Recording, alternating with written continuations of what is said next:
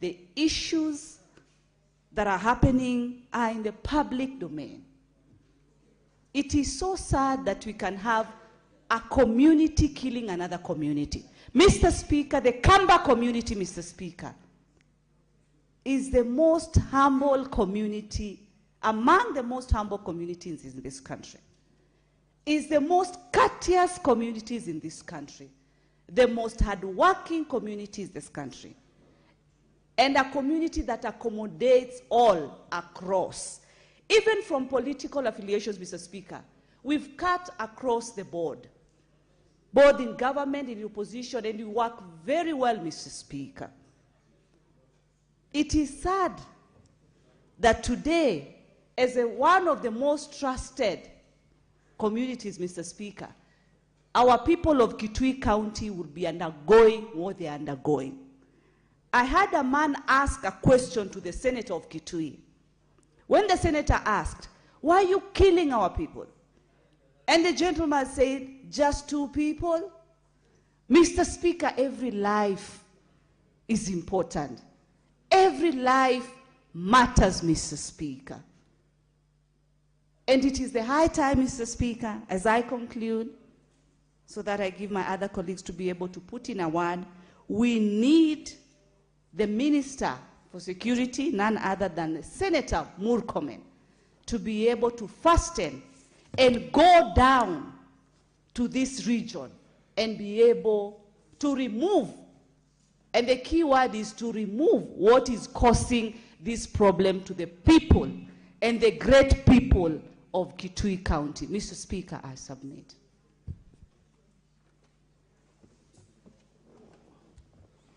Senator Muthama.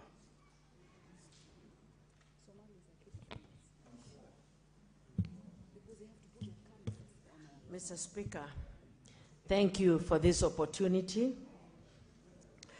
I want to comment on the 3 statements, 2 from Senator Wambua and Senator Omtata. Mr. Speaker, this issue of Kitui and the bandits has been on for so long. Since I joined the Senate last term, Senator Wambua every time has a statement for the issue of bandits and these people being killed or animals being stolen. Mr. Speaker, it's a high time for the CS for Interior to put, and the government of Kenya to put a permanent solution to the issues of the bandits in Kitui and that border. It is doable. We have all the security. We have all what it takes for the Kitui people to live in peace. And the government has a right to protect every citizen of this country. So, Mr. Speaker, I would request the committee of the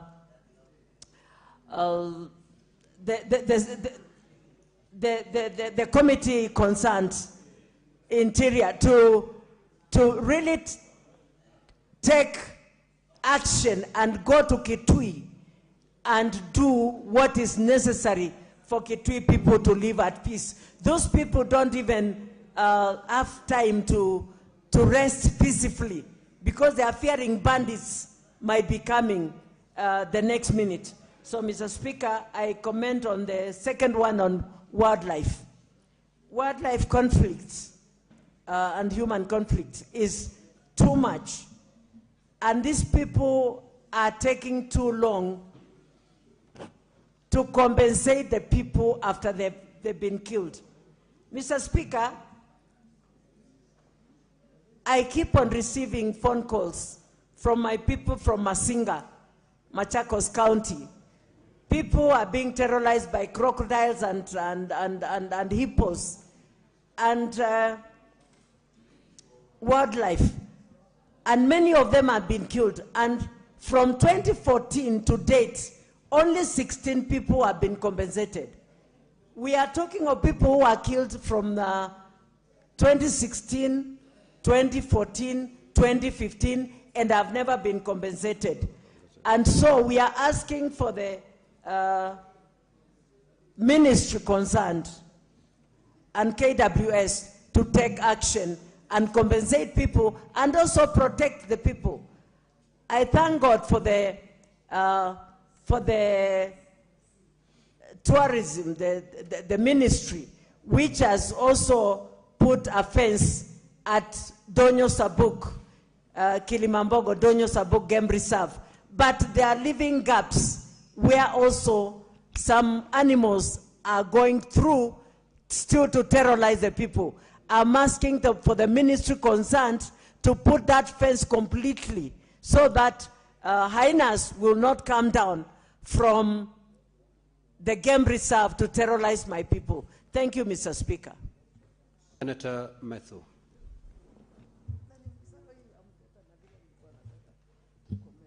Mr. Speaker, sir, thank you for giving me an opportunity to comment on the statements that have been sought. Mr. Speaker, sir, whatever is happening down there in the county of Kitui to our cousins from the lower eastern region, Madam Speaker, is an extremely sad situation, Madam Speaker. And I think, and I like what has been put in this statement by the Senator for Kitui. I sympathize with you, Senator for Kitui, because the way some people want to trivialize such a serious security situation, Mr. Speaker, is an extremely sad thing. Of the many things that Senator Charargei has ever said on the floor of this House, I think I now finally and formally agree with him when he says that the Cabinet Secretary for Interior is followed and is a testimony that incompetence cannot be substituted. And one thing that he has ever said, that incompetence was seen when he was in the Ministry of Roads, incompetency followed him when he went to the Ministry of Sports, and incompetency has followed him now, Mr. Speaker, in the Ministry of Interior, Madam Speaker. Unfortunately, we can stand if our sports sometimes does not work. We can stand if there's a pothole or a problem in roads, Madam Speaker. But what can we say about 7 people being killed in one day, one night, Mr. Speaker?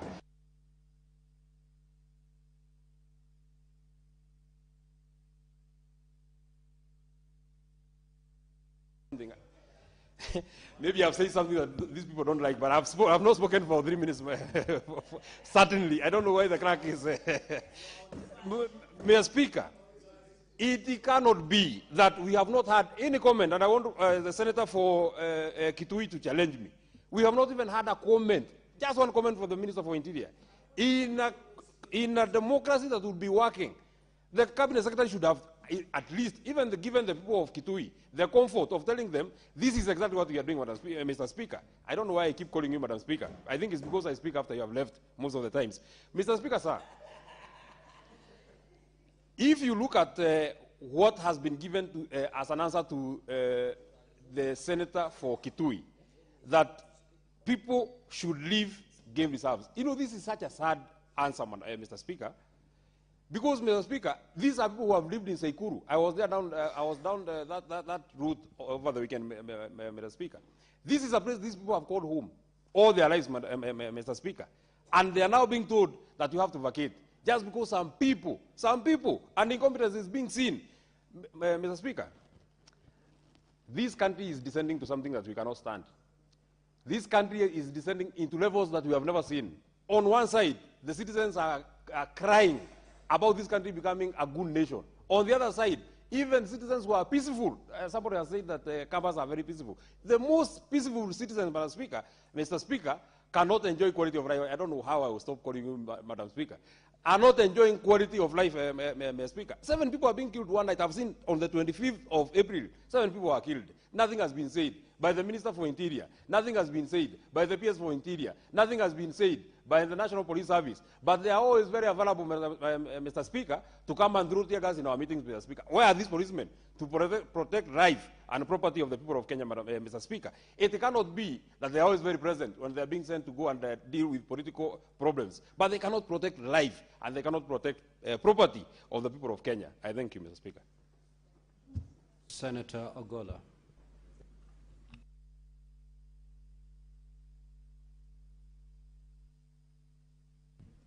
Honorable Speaker, I thank you for giving me the opportunity.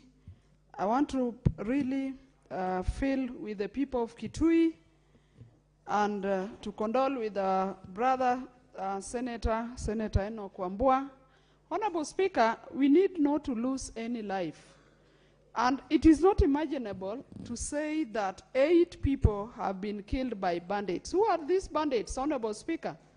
In this republic, Honorable Speaker, we have an investigative arm that is able to even detect issues before they come, Honorable Speaker. It is pathetic that the people of Kitui are mourning today over some loss. Honorable Speaker, there must be reasons behind these killings. And we want to say, Honorable Speaker, that as we deal with the death, the loss of these noble people of Kitui, what is behind this massive killing must be brought to book, Honorable Speaker.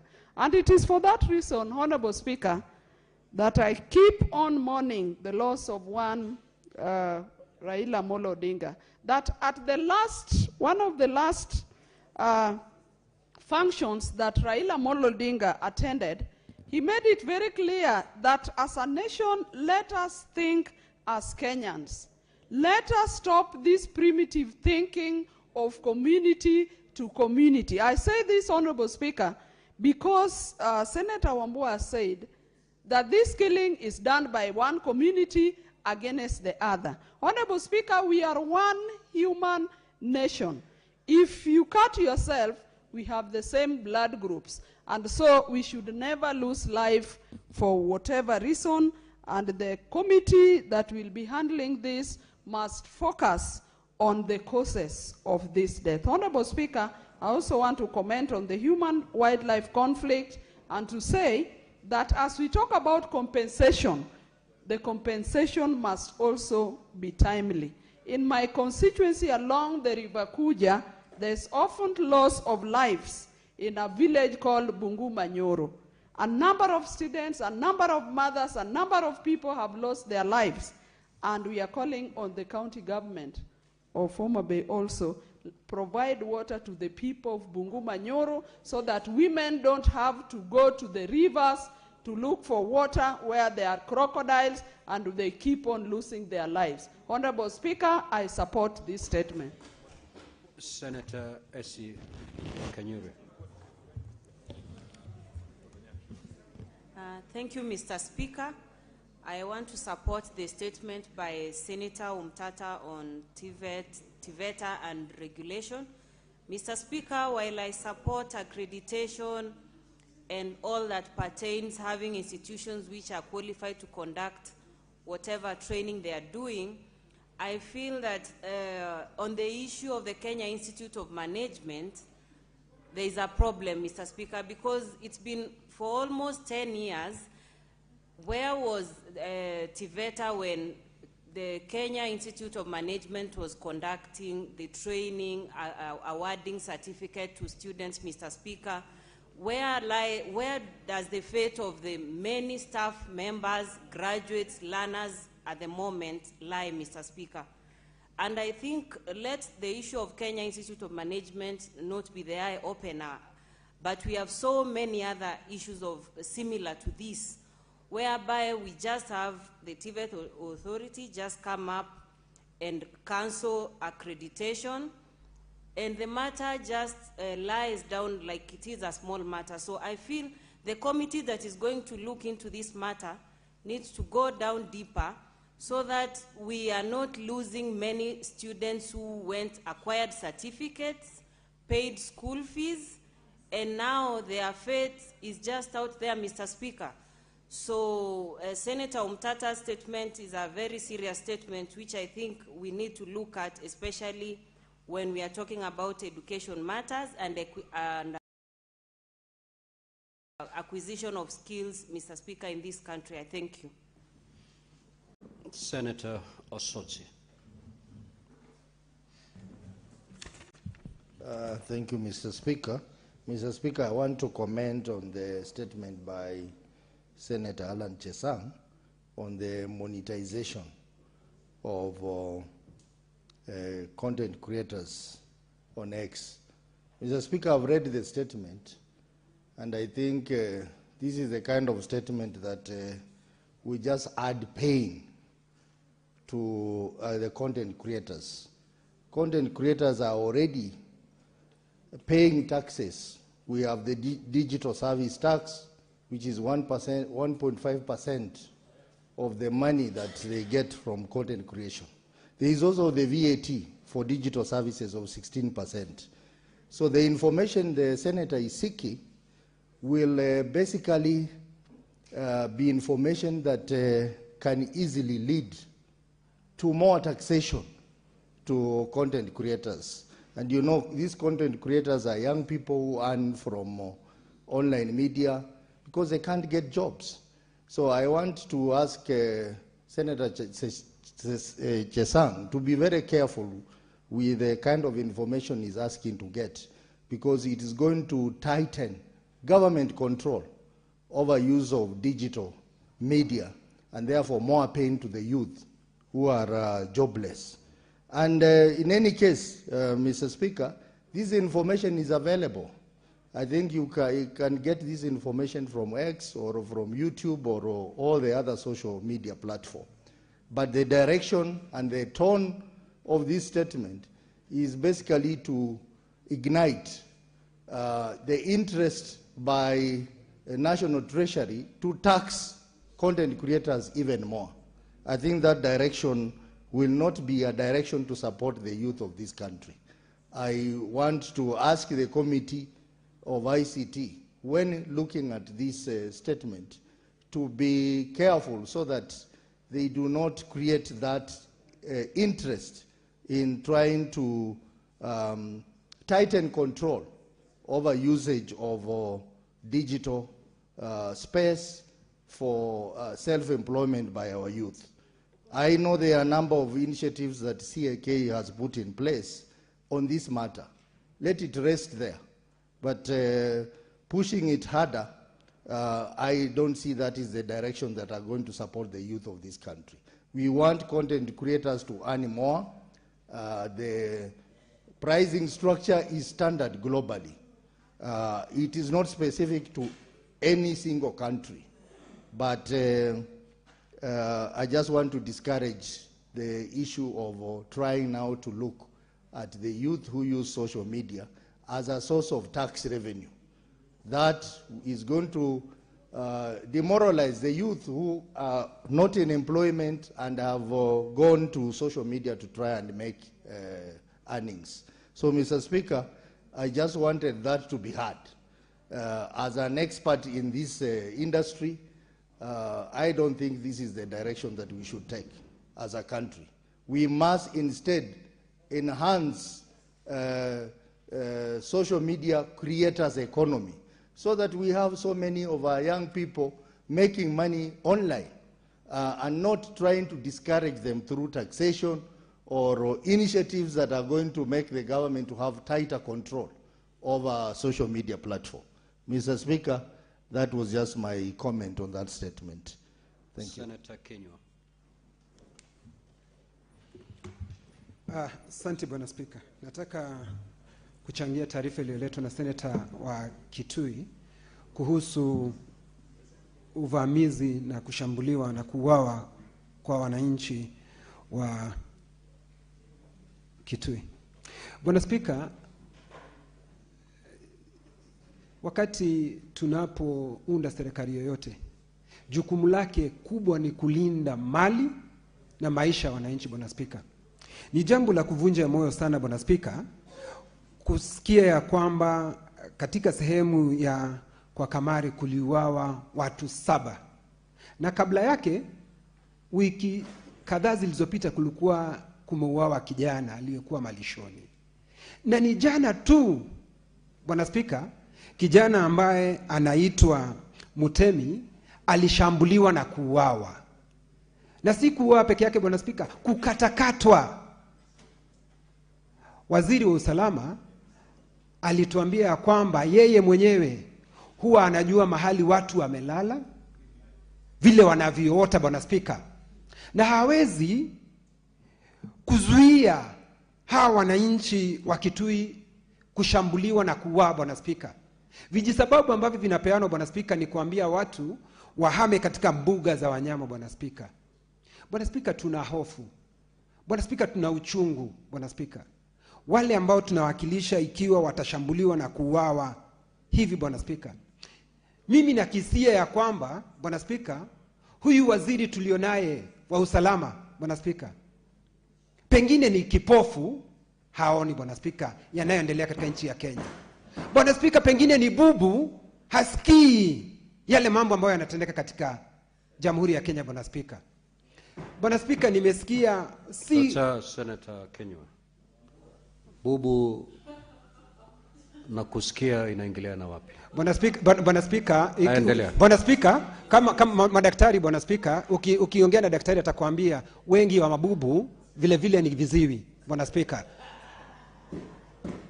Kwa hivyo nasema ni bubu kwa sababu hajaongea jambo lolote kuhusu jambo linalotendeka pale Kitui Bwana Spika.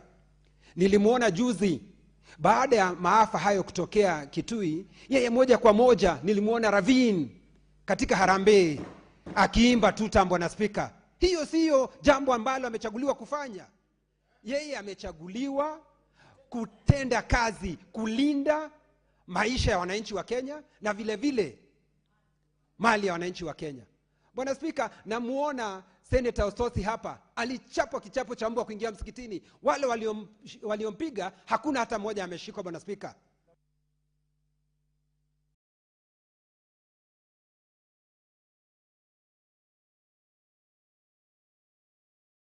Senator Kajwang.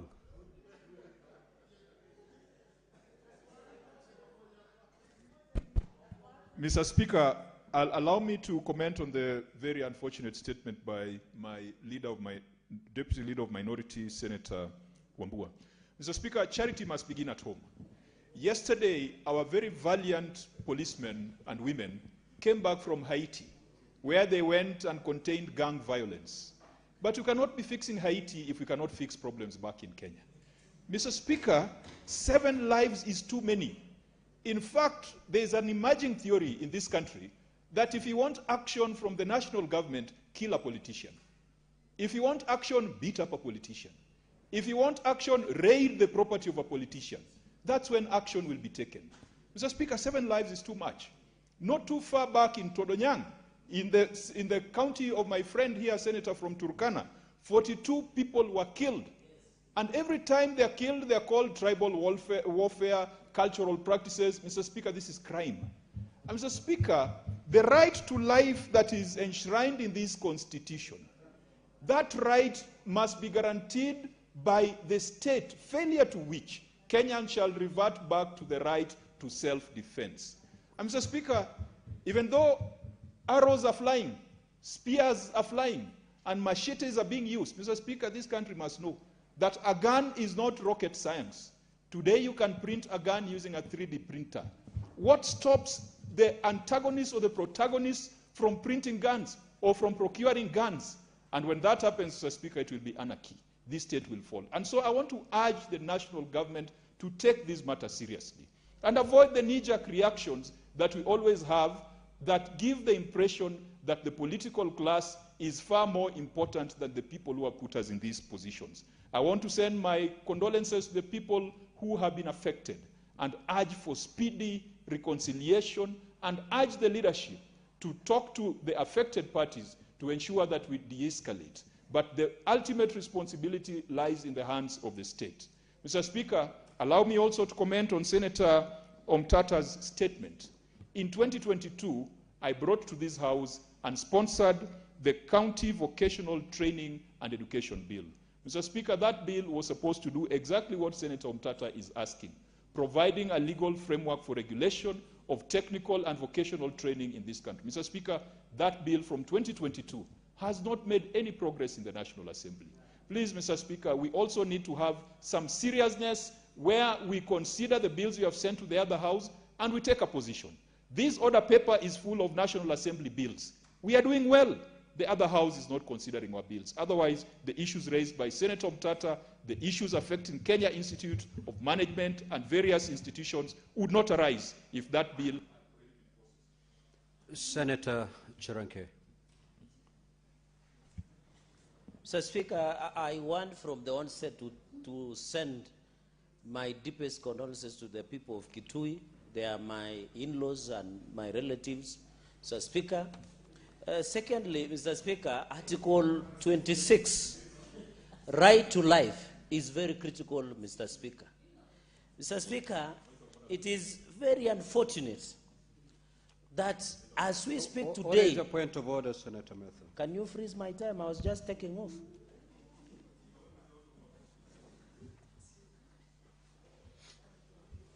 Thank you very much, Mr. Speaker. I would not have wanted to disrupt the flow of vote of Senator MATIANG'I, but there is a situation that you need to address immediately, Mr. Speaker, because as it is now, none of us, the colleagues who are not in the Senate now, cannot be able to leave the precincts of Parliament, and those who are in cannot go out, because there is a very major situation at the gate that requires your very urgent intervention. One of our colleagues, Senator Uroba, is at the gate, and she says, "Anatuheshimura atuogopi." So there is no way we can go out, and there's no way we can. There's no way we can go out. There's no way we can come in, and I think that's a situation that that will require your very urgent intervention. Proceed, Senator Fernandez. We'll deal with that administratively, Senator Matthew. Thank you, Mr. Speaker, and I hope my time was preserved. Secondly, Mr. Speaker, Article 26 is very clear on the right to life. And I want to assure Senator Wambua that our prayers and thoughts are with him, Mr. Speaker. Mr. Speaker, it is very unfortunate that these killings are happening while our police were in a hit, Mr. Speaker. And I'm happy today, although I differ with Senator Metu on many things, finally, Mr. Speaker, I'm being vindicated. Yes. Because this points back to the incompetence, moribunds, ineffectiveness of the CS Interior, Mr. Speaker. And the more he stays in that ministry, the more Kenyans will die. And we'll never replace them, Mr. Speaker.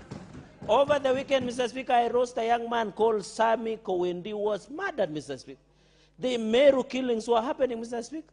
In this town, when you remove your phone, it goes with the hand, Mr. Speaker. We must address that. The buck stops with the Minister of Interior. He must, and I remember when the Ministry of Defense Security called him to appear. He failed to appear, Mr. Speaker, because we wanted to ask critical questions, Mr. Speaker. Finally, Mr. Speaker, I want to call upon the DCI. I saw they arrested a lady called Bare Sare Ahmed, who was using digital incitement, Mr. Speaker. But unfortunately, the DCI did not give us the mark shot of that young girl, Mr. Speaker. We don't want also to do double standards of DCI, Mr. Speaker. And I don't know why my teacher, Senator Professor Ojenda, who is allegedly sponsoring goons in Kisumu, is pointing at me. Mr. Speaker, the point I'm trying to make, Mr. Speaker, is the issue of incitement and reconciliation, Mr. Speaker. You must direct the committee of Senator Chute to be part of the national security and also cohesion so that we can see how we can help the people of Kitui, Mr. Speaker. And I hope this matter will be put to rest so that the people of Kitui can enjoy their right to freedom. And I want to appeal to the party leader and other leaders, Mr. Speaker. What is your point of order, Senator Karungo? Mr. Speaker, I seek your guidance. Is the senator for Nandi? What is the standing order that you're invoking? 11105, both of them. Statement of facts, Mr. Speaker. Is the senator for Nandi referring to the senior counsel, Senator Ojenda, as a goon? Mr. Speaker, he needs to substantiate, because I remember the other day, the same senator was fighting for the Senate when somebody portrayed us as such. Is he referring to Senator Ojenda as a goon general? Senator Karungo, what I heard from Senator Chirange, he used the word allegedly. Allegedly. He did not, it's allegedly. So I don't think we need to proceed and conclude your thoughts. Mr. Speaker, you know, Senator Karungo Adangwa was sitting to somebody who referred that.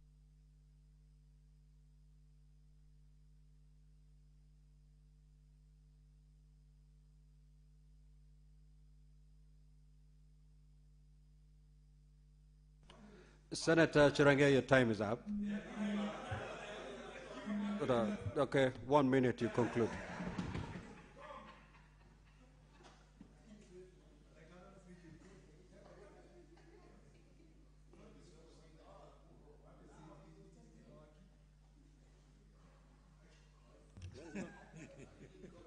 Mr. Speaker, I saw Senator Karungo Watangwa was sitting to somebody who referred as goons. So he should have even hit him with Angumi on honor of this house, Mr. Speaker.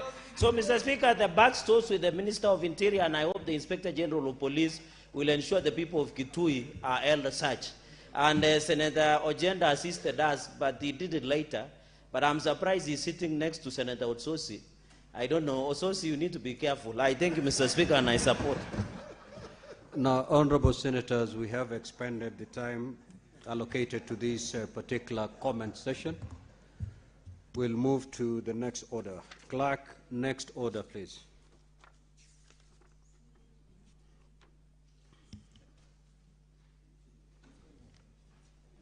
Order number 8, motion.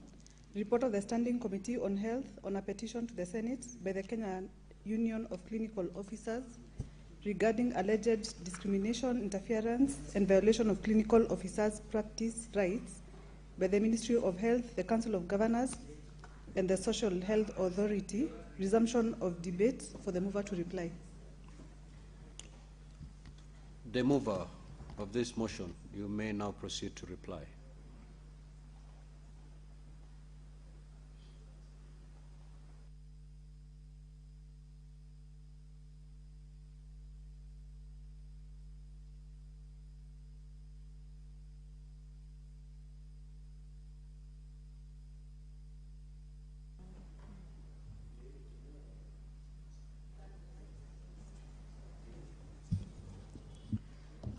Thank you, Mr. Speaker. Mr. Speaker, I rise to reply the motion on the report of Standing Committee on Health on the petition of the Senate by the Kenya Union of Clinical Officers regarding alleged discrimination, interference, and violation of the clinical officers' practice rights by the Ministry of Health, Council of Governors, and the Social Authority. Mr. Speaker, I thank the members who has contributed. Many of them have contributed. Mr. Speaker, this is healthcare is more of HR. And Mr. Speaker, we have engaged so many stakeholders on this. And we came with almost 4 recommendations. Mr. Speaker, I urge this recommendation must be taken putty so that at least these human resource issues be implemented. Mr. Speaker, clinical officers, there are 543 clinical officers in the country.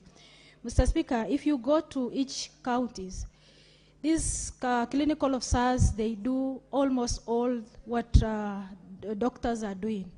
They are all multitasking, all other activities, Mr. Speaker.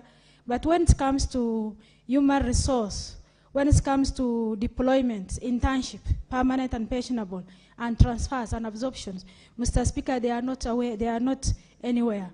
These 5,433, they are there, outside there. They have done with their educations, but they are supposed to be doing internship, but they have not been absorbed on the internship. Mr. Speaker, in this, committee has recommended 4 recommendations. The one which is more importantly and which needs more implementation to be done effectively and quickly, Mr. Speaker, is the recommendation on the standard human resource for health development guideline covering internship, permanent and pensionable absorptions and transfers. And these recommendations address the structural gaps in the workforce plan and should be reduced. If this is implemented, to reduce the unvain practice across the country and across the counties. Mr. Speaker, with those remarks, I stand reply. Thank you, Mr. Speaker. Clerk, do we have the requisite quorum? Do we? Good. Now, honorable senators, I will proceed to put the question. Senator Kavendo, kindly take your seat.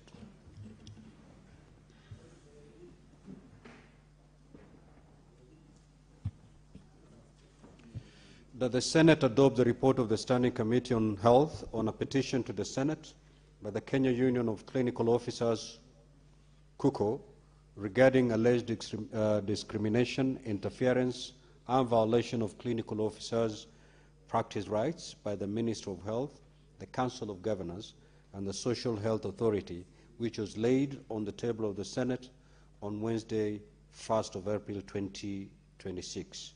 Will as many as of that opinion say aye? Aye. Will as many as of the contrary opinion say nay? The ayes have it. Next order.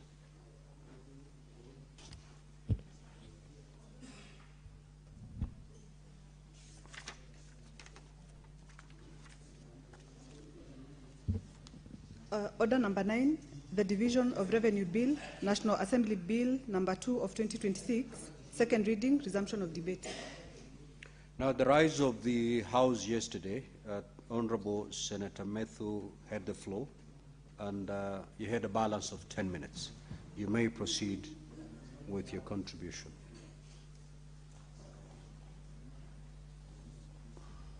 Thank you very much, Mr. Speaker.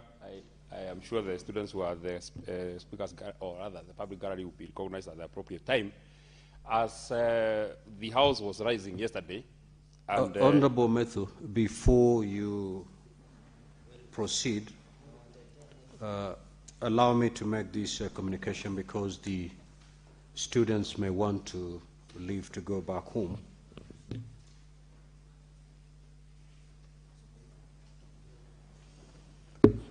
Honorable Senators, I'd like to acknowledge the presence in the public gallery this afternoon of a visiting delegation of 10 teachers and 70 students from ACK Ziwa Senior School in Eldoret, or Singisho County. The delegation is visiting the Senate for an academic exposition. Now, on behalf of the Senate and my own behalf, I extend a warm welcome to the delegation and wish them a fruitful visit. I will ask the Senator Fernandi under 1 minute to extend the word of welcome to the delegation. Mr. Speaker, thank you very much. I want to extend a warm welcome to the wonderful students from Ziwa. Mr. Speaker, personally, as the neighbor senator, because I come from Nandi, on behalf of Senator Jackson Mandago, known as Jagma, I want to extend a warm welcome, Mr. Speaker. And Ziwa is a very good place, Mr. Speaker. That is where we get a lot of maize. They are very critical for food security. They are very important. And Ziwa is a very good place, Mr. Speaker. I wish them well back as they go to school, learn what you can. And we are proud of you. We love you.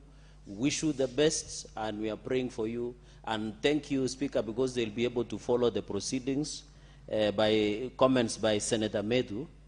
But don't take his advice of not shaving. You should always be well shaven like our Speaker, so that you can always look the part, Mr. Speaker. So I welcome and asanteni sana. Kongoi, Mr. Speaker, ako karibuni. Senator Methu.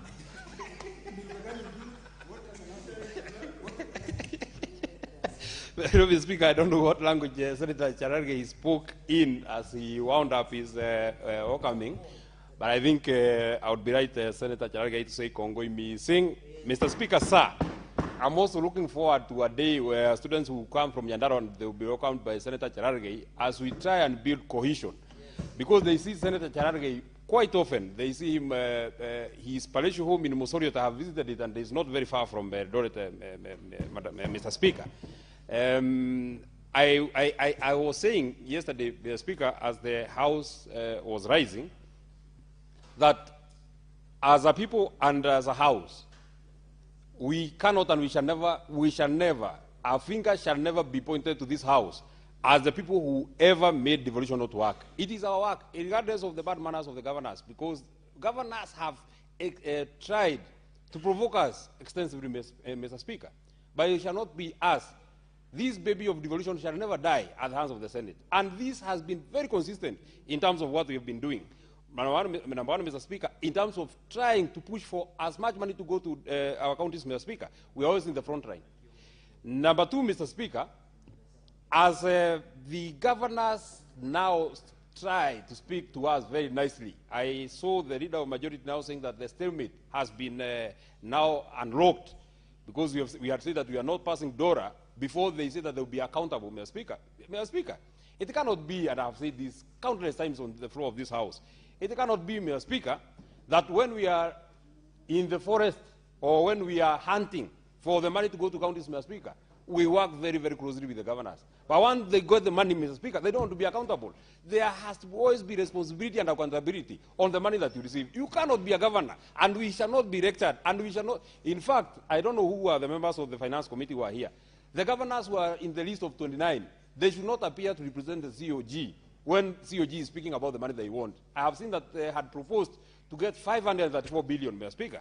We have said at the Senate to be reasonable, we want to push 454 billion, Mr. Speaker. But those governors who have refused to appear before the Public Accounts Committee, who have refused to appear before the Public Investment Committee, those ones shall not be part, and we shall not fight with them. We shall not fight from the same direction, Mr. Speaker. I was saying, Mr. Speaker, in terms of permanently absorbing the workers who work in the universal health coverage, Mr. Speaker, there are about 7,000 workers who are in UHC, Mr. Speaker.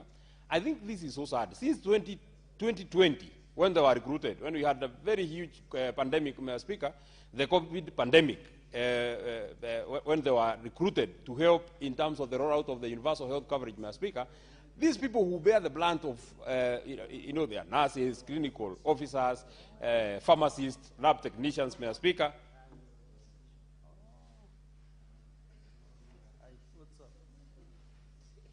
I know the senator for Meru wants his arrival to be recognized. We have recognized that you are here. Welcome, Vice Chairman of the Jury Check from Meru.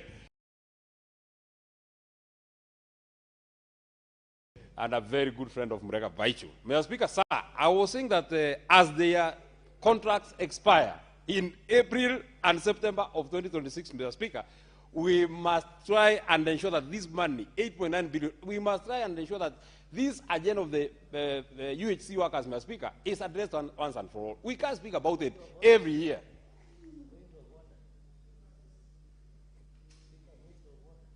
We can't be, Mr. Speaker, speaking about this money every year, Mr. Speaker. Number two, and finally, as I wind up so that I allow Senator Charaga and the other people to speak about, we want the only way the people of Kenya who actually make sense of these bills that we speak about, and we keep saying that we want money to be pushed to counties, Mr. Speaker, is when they can see programs that they can actually relate to, Mr. Speaker. If you read, and I said it, Mr. Speaker, if you read it in Schedule 4 of the, I'm really being disturbed by Senator Chalagai, Speaker. You must address... Order, Senator Chalagai. How can you be pronouncing point of order of the Speaker was left the chair? Why are you disturbing the honorable chair that you on a point of order? What is your point of order? I hope my time has been frozen. I am sure I have like 9 minutes. Can you tell Senator Metu to sit? He is not somewhere in Olkalau. Mr. Speaker, I like understanding order 105, responsibility and statement of fact and 110. Mr. Speaker, did you hear the last comment when he was welcoming you warmly, saying you are related to Baite? Mr. Speaker, you know it can send a wrong signal because the Baite media group we know and other people might misinterpret. And you know, Speaker, what we speak here, Kenyans carry with weight. Can he either substantiate or withdraw? Because the Baite we know is a television network, it has its owners and directors. So, Mr. Speaker, linking you might even be detrimental to your future political aspirations. So 105 and 110, the Senator of Nyandarua should clarify. Senator for Nyandarua, why are you standing up before he prosecutes his point of order? No, just sit down, relax, then you can, now you can be able to go back to your seat.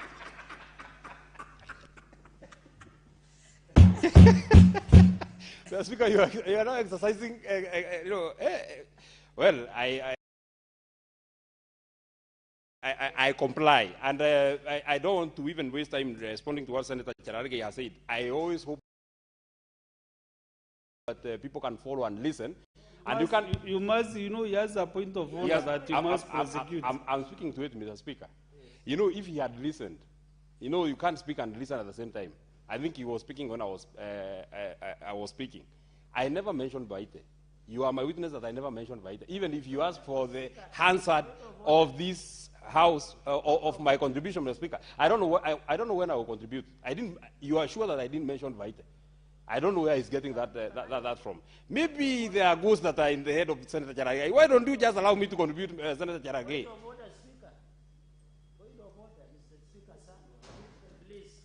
How do we proceed? Senator Medu is trying to prosecute your point of which I think he don't understand.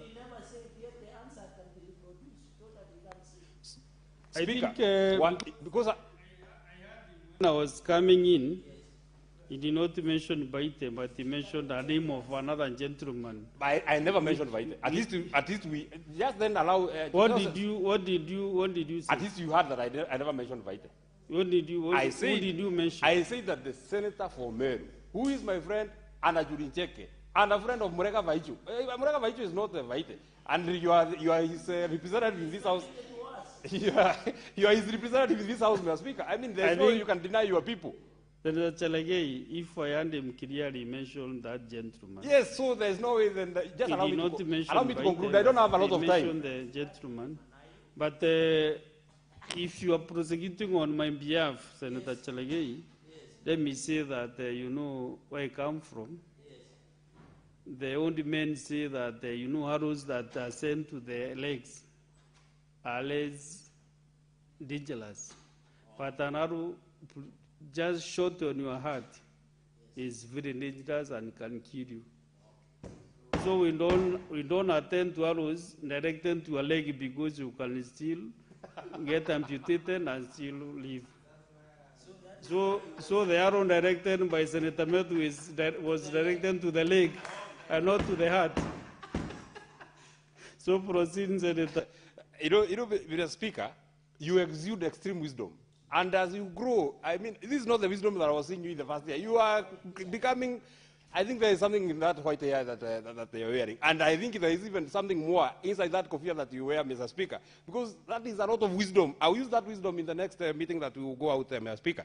But please allow me to wind up my thoughts on this division of revenue. Even as we speak about the 454 billion that we want to send to counties, one thing that we must also insist is that this money must go also on time. It is not a privilege that the national government does to the county government to send money. It has never been a privilege for the county government, for the national government, Mr. Speaker, to send money to our counties, Mr. Speaker. This money must be sent on time. That is number one. Number two, our governors must also help us. You remember the way we were foaming in the mouth here when we were passing the formula of sharing revenue, Mr. Speaker, among us the counties, Mr. Speaker. You remember the case that we made, the 12 counties that are given the affirmative, Mr. Speaker. You remember the case that we made here, and the senators were magnanimous enough to listen to us, Mr. Speaker. So when we sat with our governors, I don't know whether they are members, I think Senator Katai is one of the members of those 12 that got this affirmative, Mr. Speaker. And I think Senator Kinyua. When we sat down with our governors, we had actually agreed that since this money is affirmative, it must be treated different from how they treat the other equitable resources, Mr. Speaker. We must be able, Senator Kataya must be able to trail where did these 371 million that we sent to the Rakanidhi, of which program did it attend? What was it used to do? But, Mr. Speaker, that convention was very good when we were passing that formula here. But after we passed that formula, the governors never want to hear us now. I wonder whether Senator Kataya or Senator Kinyua, whom we fought with among the other 12 counties, Mr. Speaker, I wonder whether they can actually be able to tell the people of the Rakanithi, the people of Nyandarua, the people of Laikipia, that these 371 million that we got, we took it to this specific project. Because that's what we had asked Mr. Speaker. So that even next time as we come to this Senate to ask that, please give us more, we can be able to tell you that for the 5 years that you gave us this affirmative money, Mr. Speaker, this is what we are able to do. Let me say this, Mr. Speaker, as I wind up, because I see my time is gone. You know, governors must make it easy for this House to continue negotiating on their behalf. Because, Mr. Speaker, it becomes very difficult when we are saying we are sending this money to governors. And then the people are telling us, why are you sending money to governors and they are just stealing this money? They must make it easy by providing services to our people, Mr. Speaker. If you now ask, for example, you saw the kind of, the kind of situation in terms of health that is in the county of Nandi. Now, when the senator for Nandi, Senator Charage, is speaking about the money that they have sent in Nandi, how will these people from Nandi relate that you have sent enough money and they are not seeing the services? The health situation in Nandi is I think it's in its lowest since the invent of devolution. How will the senator of Nandi continue convincing the people of his county that he has sent more money and they're not seeing anything to it? Now we are raising the revenue from 415 billion to 454 billion. That's an addition of about 40 billion, Mr. Speaker. How are we going to tell our people, why are you sending more money and we are not getting more resources, Mr. Speaker? We are only getting village billionaires. We are only getting people who are becoming richer. Somebody who was elected with nothing. Now they are working with like 50 bodyguards, Mr. Speaker. And I've seen people who want to become governors here. Senator for Kisumu, Senator Ojenda. We cannot glorify and take people to go and become billionaires in the village, Mr. Speaker. As you try and make yourself a billionaire, you must ensure that you give services to the people, that you. Senator Ojenda is a billionaire, but I think you can't allow Senator Medu to prosecute. I actually don't know why Senator Charage wants to disrupt him. He's not a billionaire. He's not even anywhere close to becoming a billionaire. So, Senator Chalagay, order, Senator Chalagay. No point of order. I'm asking you to be honored yourself because you're interrupting Senator. And I know it's a statement of fact that he's not a billionaire. So, Mr. Speaker, I conclude by saying, Mr. Speaker, we plead with our governors. We don't implement the money that we bring to you, but ensure that this money that will be increased this financial year, the people of Nyandarua can actually relate and can actually feel that indeed there was more money that was brought to our county by the Senate of the Republic of Kenya. I thank you very much, Mr. Speaker. Senator Manzo. Thank you, Mr. Speaker. Mr. Speaker, I rise to contribute on the Division of Revenue Bill, Mr. Speaker. Mr. Speaker, this particular bill is very important because it shares the revenue between the national and the county governments. Mr. Speaker, the Senate is here to defend devolution and to make sure that devolution stands and that development goes to the grassroots, Mr. Speaker. There's a time, Mr. Speaker, before devolution came, Kenyans had to go beg to the president for development. And those days, Mr. Speaker, went where the new constitution came. Unfortunately, Mr. Speaker, there are issues which have to be considered when dealing with the division of revenue bill. And one of it is public debt. Public debt has been arising, and you know it has to be balanced again by the National Assembly. And again, public debt affects what happens in devolution. There is also duties or matters which have to be handled by the devolved governments, such as, Mr. Speaker, you know, health is devolved, and it's particularly very, very important when it comes to issues of health. There has been a lot of push and pull, Mr. Speaker, that part of the health activities which should be fully developed are still being handled by the national government, and part of these are some machines which have been put in the counties, Mr. Speaker. And to find these machines which should be serving the people there have been taken to the hospitals in the counties. They have to be managed from the national government. they have to be serviced from national government, and a lot of time when they break down, they never get fixed on time.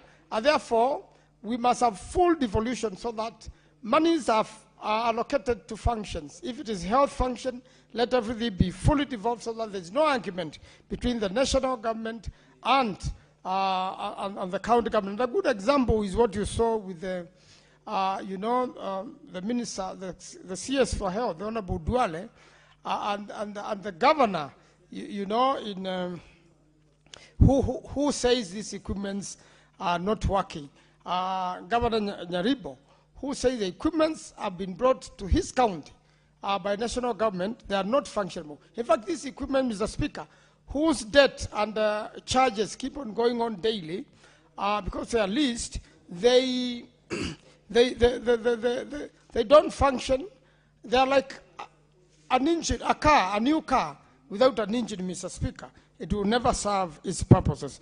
And there are many other, functions of the national government, the Ministry of Agriculture. A lot of national government-funded projects happening in the counties, even, water sources, dams, agriculture projects, are being handled by the national government, instead of the same being fully devolved to the counties, and unfortunately it's not taking place. We've got a good example, the markets. The markets are fully under the county governments. They've got even a CEC dealing with that particular aspect of it. But you find that the national government has grabbed the opportunity to do markets in counties.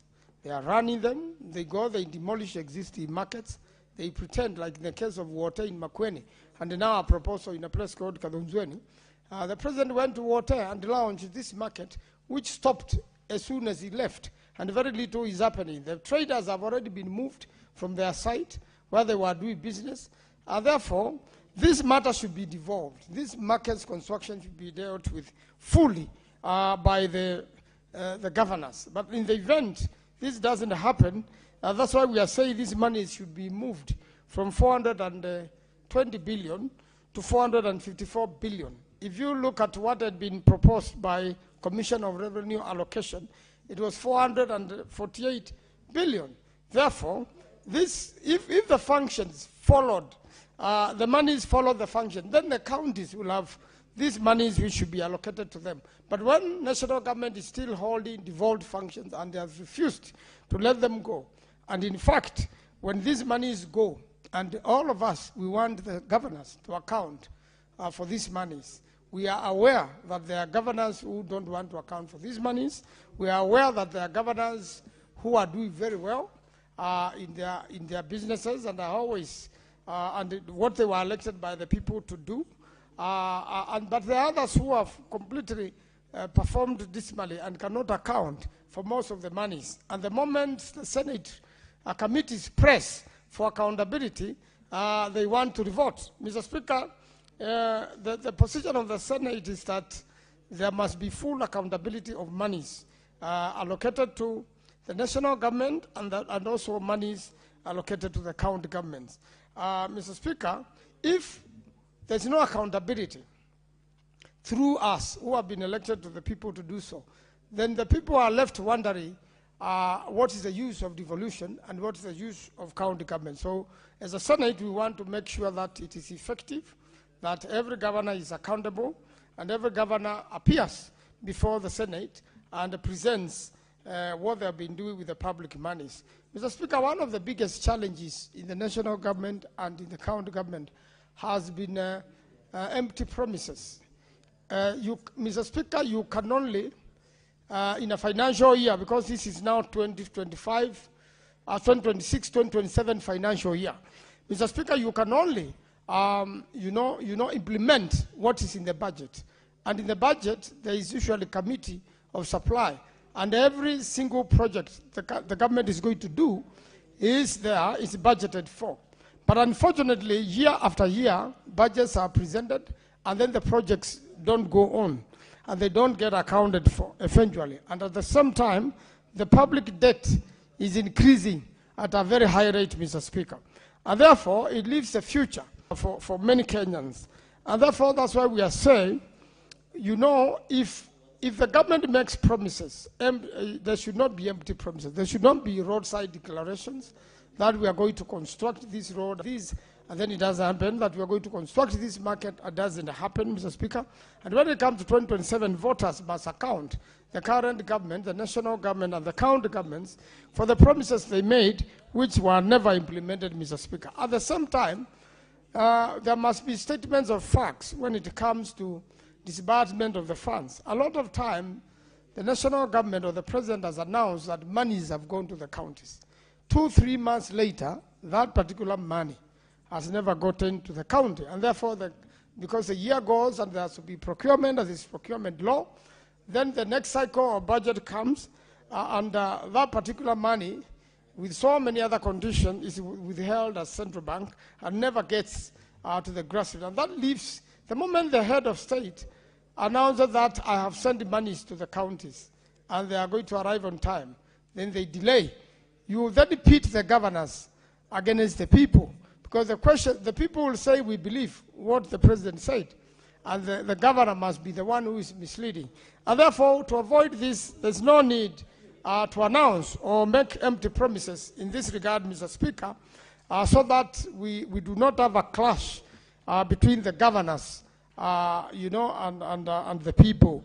And therefore, Mr. Speaker, to conclude, I think it is only fair that first and foremost, as we debate this bill, the governors appear before the committees, as we had agreed earlier, and carry on with accountability.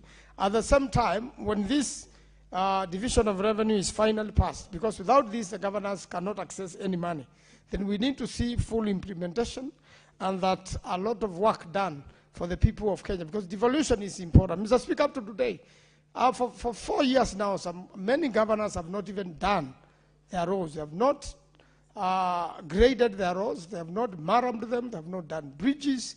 Agricultural produce is unable to move. And these are the reasons why we give money for devolution.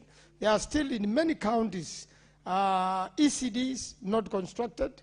You know, the young ones should be introduced to education in a very friendly manner so that they get to like education, so that one day they can be like us. But the moment you have no ECD, you discourage very young children going to school in the village. So there are a lot of ECDs not done, and the worst of it, Mr. Speaker, are the hospitals. As much as we send this money to the counties, we want to see incinerate, you know, the hospital waste handled in a professional manner, because it is part of the cause of health problems when hospitals don't handle the waste properly. So the necessary equipment should be available in every single hospital, and even locally constructed ones, so that that particular handling does not bring more infection to the people of Kenya. And then finally, the workings of SHA, Mr. Speaker, you find a lot of times, even those who have registered for SHA, and the minister was presented with a case here by the senator from Machakos the other day, whereby Kenyans are fully complied.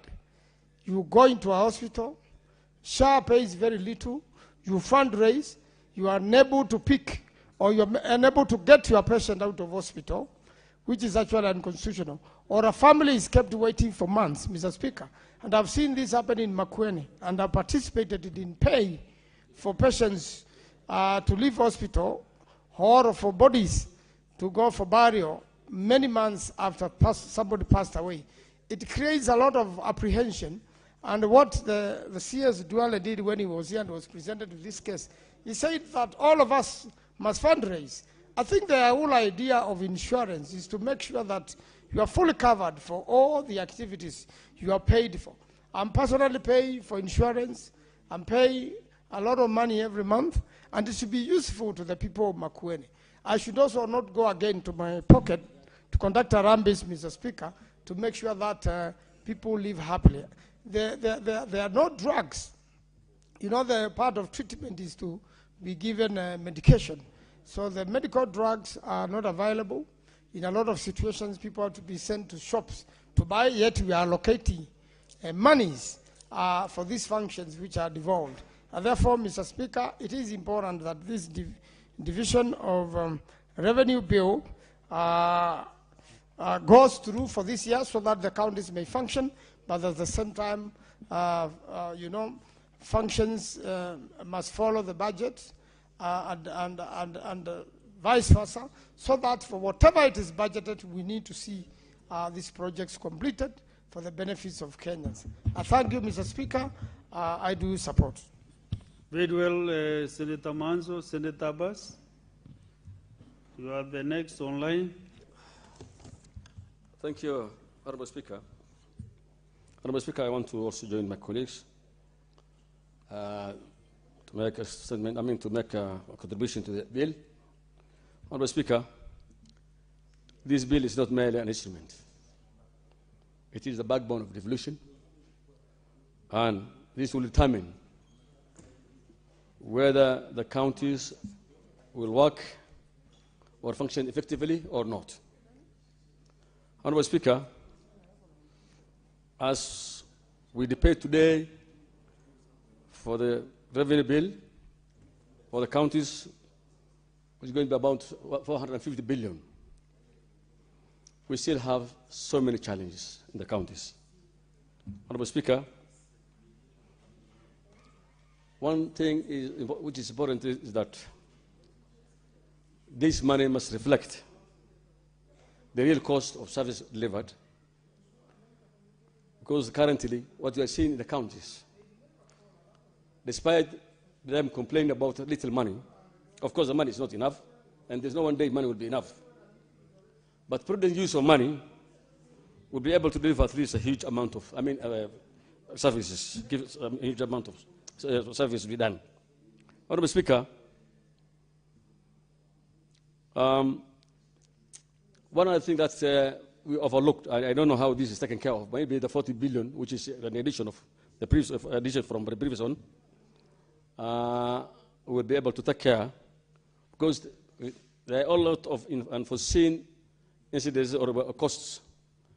There is increased wage bills where every time you have to make a promotion for all the staff, because that is a mandatory for all serving counties. Staff must be promoted.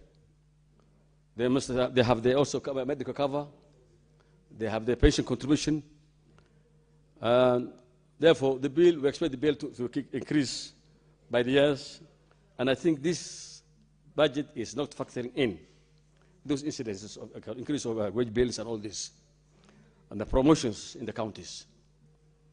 And therefore, that should be the thing that should be, the cost that should be taken care of in the increased amount of money. There's also, as a result of the ongoing inflation rate is high now.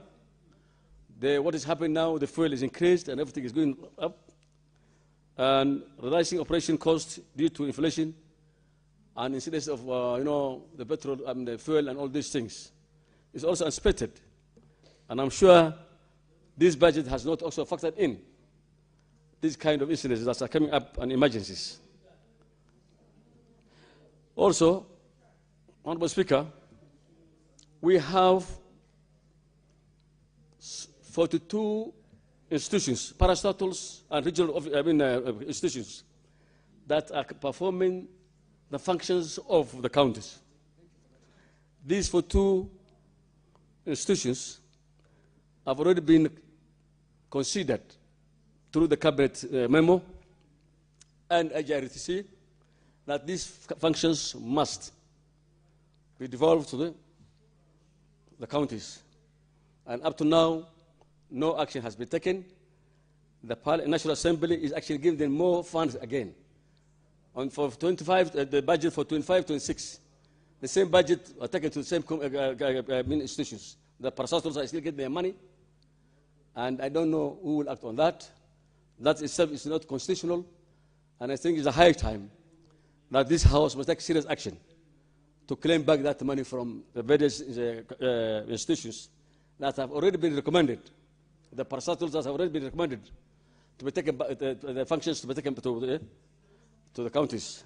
And therefore, the budget that is given to these 42 institutions, the parastatals and the regional institutions, should be given back to the counties, Honorable Speaker. Honorable Speaker, one other thing is that The revenue sharing must be also taken into account the economic disparities, of course, in different counties. Like my county now, Honorable Speaker, the services delivered and services and, the things like fuel, things like material for construction, is actually, there's a big disparities.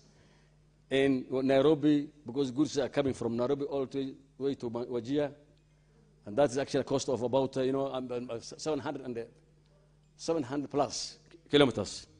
Definitely, there's a transportation cost.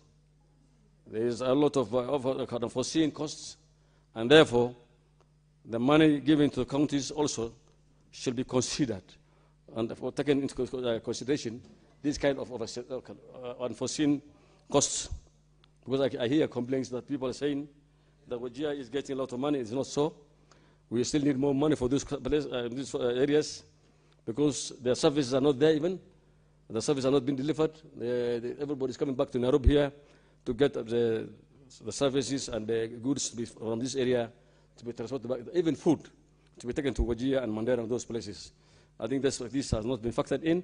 Honorable Speaker, one other thing is that according to the BVM Act, all bandits' bills must be paid. That we have huge bills, bandit bills, about 180 billion almost now. It's almost going to 200 billion. And most of the service providers and those people who committed their money to make business with the counties are today wallowing in poverty. And they're not being considered. So it is high time that the Senate must take action.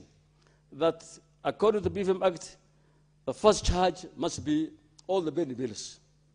Otherwise, we will just be breeding poverty in the counties.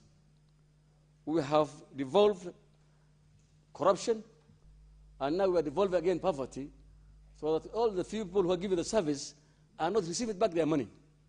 And as a result, we are creating now a lot of poor people now in the counties.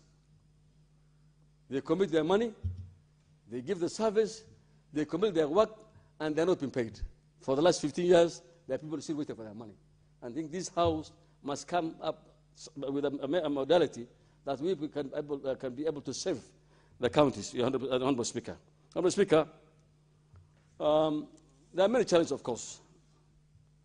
But one other thing is those challenges is unforeseen circumstances, especially in the arid lands, the same arid and same areas. There's these issues to do with the drought. As you're aware, last time we had a lot of animals died. Food went high, cost went high. People lost their animals. There are sometimes floods. There's a security issue which is not actually planned for. You are hearing what's happening now with our colleague from Kitui.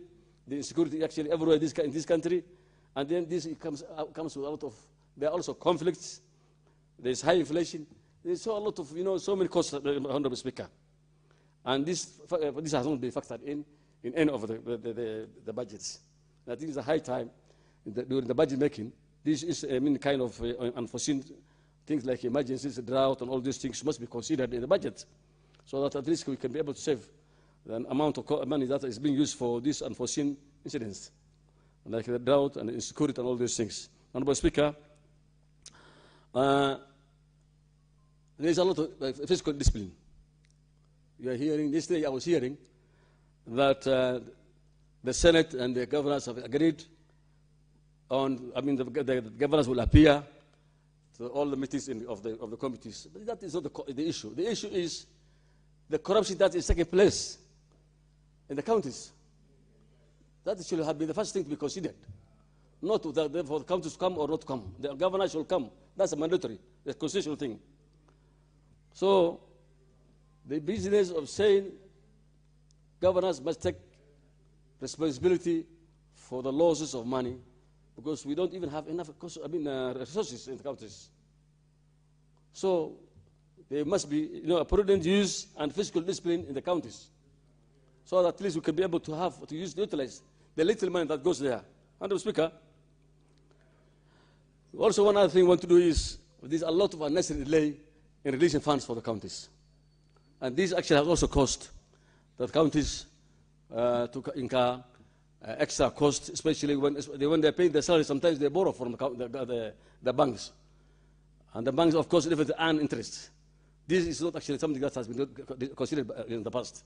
So what we need is actually this money, the Treasury must release the money for the counties in time so that you can avoid these unnecessary costs.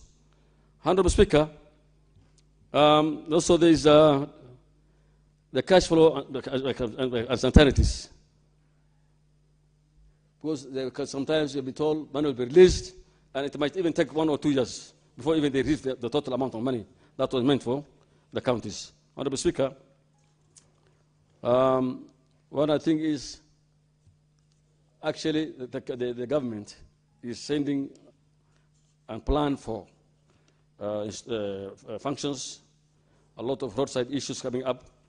The counties have been told to do ABCDs, and they're not compensated, and they use the little money, like you know what's happening now in the what do you call the primary health care, the CAIBs, and all these things. And I think this is actually also causing unnecessary cost for the counties, and which they have not been prepared for, and they are not being paid for. So this business of holding almost 85% of the money in the National Assembly, I mean in the national government, should be done away with and give a fair contribution to the counties so they can properly live off their work and have a equitable share properly, so they can enhance their work and development. They can be able to serve the people, because the larger population now is in the counties. What is there in the national government now? It's actually something negligible. So Ministry of Health, so less than 15% that goes to the counties. Ministry of Agriculture, the same things. And most of this, what's happening is actually what we are doing is policy issues, most of them, and regulations. But of course, actual work now is at the county. So we need to have more money to the counties.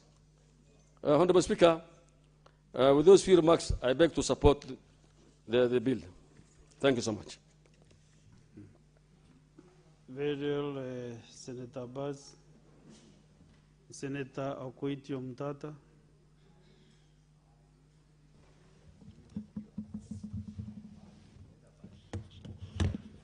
Mr. Speaker, sir, thank you for the opportunity to speak to this very important motion. I stand to give my support, or to put my support behind those voices that are calling for higher accountability on the resources that are being given to the county governments. My submissions would be that we distinguish the question of accountability from the question of allocation. Let the allocations due to the county governments be made, let them go down, but the question of accountability for how that money is used must be addressed to the due diligence it deserves. And in that particular question, I have been looking at the legal framework that we have in this country. We have a body called the Ethics and Anti-Corruption Commission, which does quite a bit of work in this country. But other than what it has done to prevent, detect, and maybe punish corruption, there's one area that I feel if they did something to enhance their preventive effect. And that's the question of auditing, auditing our budgets for corruption, to identify corruption before it happens. You'll find that the ESCC is acting in terms of, because you have got the side of planning and the expenditure. There's the revenue side and there's the expenditure side. Now the revenue side is where money is planned for. And I would like to see our organs, our ESCC, or if the ESCC is not able, then we go back and revamp the anti-corruption, the economic crimes desk of the DCI, to be able to be looking at these budgets to ferret out corruption. Because you'll find that once a budget has been passed after public participation, the first thing you will see happening in county governments and even in the national government is this animal called supplementary budget, which is highly abused. They don't supplement for purposes of addressing emergencies or unforeseen circumstances as anticipated under Article 223 of the Constitution. They supplement to move money from development or from where it is difficult to steal to where it is easy to steal and hide. I would really plead that the EACC ups its game and goes further to interrogate, to audit budgets of county governments. Audit those budgets and let there be justifications for whatever changes they are doing. The law is very clear. You can only change a budget item or a budget by not more than 10%. In my county, I've got evidence that the budget was changed by 65%. What was that serving? If it's not to distort the will of the people and maybe to serve interests that are not above board. So, Mr. Speaker, my plea would be that the EACC, and maybe working together with the control of budget. The title control of budget must be control of budget, not an accounting officer who tells us that this money has been done, this or that. Let us audit budgets for effectiveness. Let there be a mechanism for auditing budgets to ensure that budgets are effective so that when they are implemented, the effects will be felt. You can have sometimes a budget that has got totally no effect, will be implemented 100% according to the way it is, but nothing will be gained. So if we reduce the question of auditing budgets to arithmetic, we may miss it. So it's my plea that this House, as we pass this important bill to send money down to the counties, consider that. The other aspect is the question of the autonomy of our finances. And I'm happy that Senator Wambua is here. At one time we had a discussion with Senator Wambua and he promised me he was going to bring a bill to this House for us to expunge the treasury, the national treasury from the national government. I don't know how far the bill for my brother has gone with that bill. Yes, please may you inform me. So, Senator Omtata, would you like to be informed? Yes, only by Senator Wambua. Enoch Wambua. Yes, by Senator Enoch Wambua. Proceed, Senator. Thank you, Mr. Speaker. Mr. Speaker, it is very true what Senator Omtata is saying, and I want to inform him that the process of drafting that bill has reached a very advanced stage. That I think now than ever before, the need to separate the National Treasury from the Ministry of Finance, that time is now to ensure that then the division of revenue and the sharing of revenues between the two levels of government does not favor one side at the expense of the other side. So the drafting is at an advanced stage, and I hope that the Secretariat is hearing what I'm saying, Mr. Speaker, so that in the next few weeks we can debate that bill here. I thank you. Senator Okoiti Omtata. Thank you, my brother, Senator Wambua, for those encouraging words. I'm happy that the drafting of that bill is at an advanced stage. I hope the drafters will take serious cognizance of Section 11 and Section 12 of the Public Finance Management Act, which purpose to create a treasury as a ministry in the national government. I hope in that bill we shall seek to expunge or to revoke those particular sections, 11 and 12 of the Public Finance Management Act, so that we can restore control of public money back to the people of Kenya. Over and above that, I hope that a mirror image of that particular separation of finances at the national level from the executive will also take place at county government, so that every county government, the money is not placed in the hands of the governor. The money will be held by an independent civil servant And for the governor or anybody to access that money, it must be in the budget, and the control of budget must have approved that expenditure. Let us take control of our money. Let us drain the swamp. And I'm happy my brother, Senator Wambua, has assured us that that work is ongoing. I'm happy to do that. Because if we don't do that, the money that goes to the ground is misappropriated. It's handled like money which belongs to an individual, and an individual will run around with it. We have seen the president running around non-stop, purporting to go around, do projects, whatever. If you go and check in the budget, those projects are not in the budget. It rubbishes the constitutional framework within which development in this country is supposed to be done. You have heard this common phrase that people keep on expressing, that we must be in government. We must be in government. That is not the design of democracy. The design of democracy is not that everybody should be on the government side. Democracy walks on two legs: the opposition and the government, or the minority and the majority. We cannot all be in one side. That way the country cannot stand. The issue is we should distinguish between being in government and accessing development. There should be no correlation between being in government and accessing development. That should be something we must face very clearly. So that this narrative that we must be in government, whereby government is understood as state capture, we must be part of those people who have captured the state, so that we can exploit it to our selfish and narrow interests, must stop. We must, once we separate the treasury, the national treasury, and the Ministry of Finance, and by the way, Mr. Speaker, if my memory serves me right, ministries are addressed at Article 152 of the Constitution. The Treasury is addressed at Article 225 of the Constitution.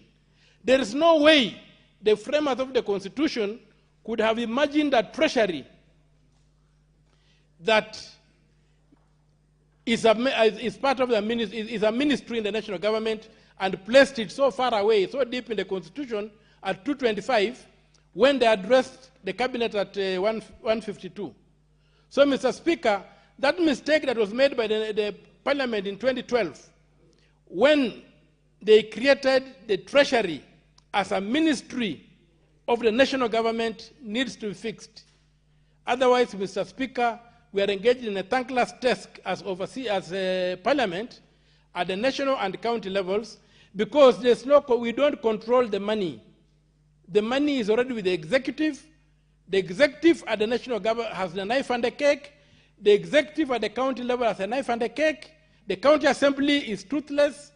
The parliament at the national level is toothless, because the weapon they are supposed to have is in the hands of the executive. Let us get money back into parliament.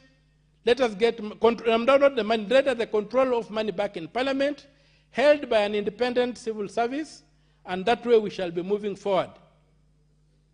Otherwise, Mr. Speaker, we shall be pounding water in a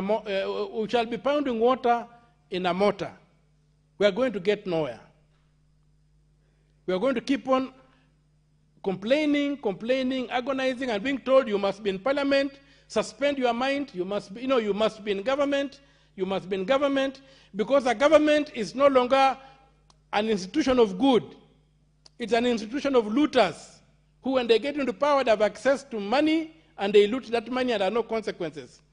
Let us take our public money back. Let us set up the office of the national treasurer and appoint somebody with security of tenure. Put that money there. Give him the power to control that money. The president should wait for his salary. He should not have access to public money. He should not be able to have the capacity to move around and offer people projects. The projects must come through the budgets that the parliament passes, and it should be more important in this country to elect an MP than to elect a president, or to elect an MCA than to elect a governor. Because the MCA will have the decisions about how the money is used. The MP will have decisions of how that money is used. And the budgets will be what will guide development. So you will not have to be in government to access development. You just have to have a member of parliament in parliament who can put your agenda in the national budget and you access development. And that thing will also reduce the clamor for the presidency in this country, where communities think that the presidency belongs to them, the presidency is a matter of life and death. It will stop that. It will even help us clean out our election system so that it doesn't become a weapon for capturing power, but it becomes a mechanism for filtering various and competing ideas on how the country should be run forward. And now that I've mentioned the EACC, Mr. Speaker, sir, there is a problem in the register of the EACC, and that problem needs to be fixed. We have very, very many people who are registered voters who do not have proper biometrics, especially their pictures are missing. They don't have pictures. Who are these ghost worker voters who don't have pictures? So even as we push for registration of new voters, I want to plead with the EACC, the IEBC, to ensure that every voter has got proper identification. Our AI tools have revealed that we have about 6 million plus to 7 million voters who do not have pictures in the voters register. The problem is very bad in some areas, and especially an area like Central Province, the former Central Province, or the so-called Mount Kenya today. You find, Mr. Speaker, we need to have those ghost voters removed, so that we have a credible voter register where everybody can be identified by even facial features. We know this is so and so, this is so and so. That, Mr. Speaker, is something I really plead that this House does, so that we must, one of the mandates of the IBC is to revise the voters register. The time for revising the voters register is now. Let us revise the voters register.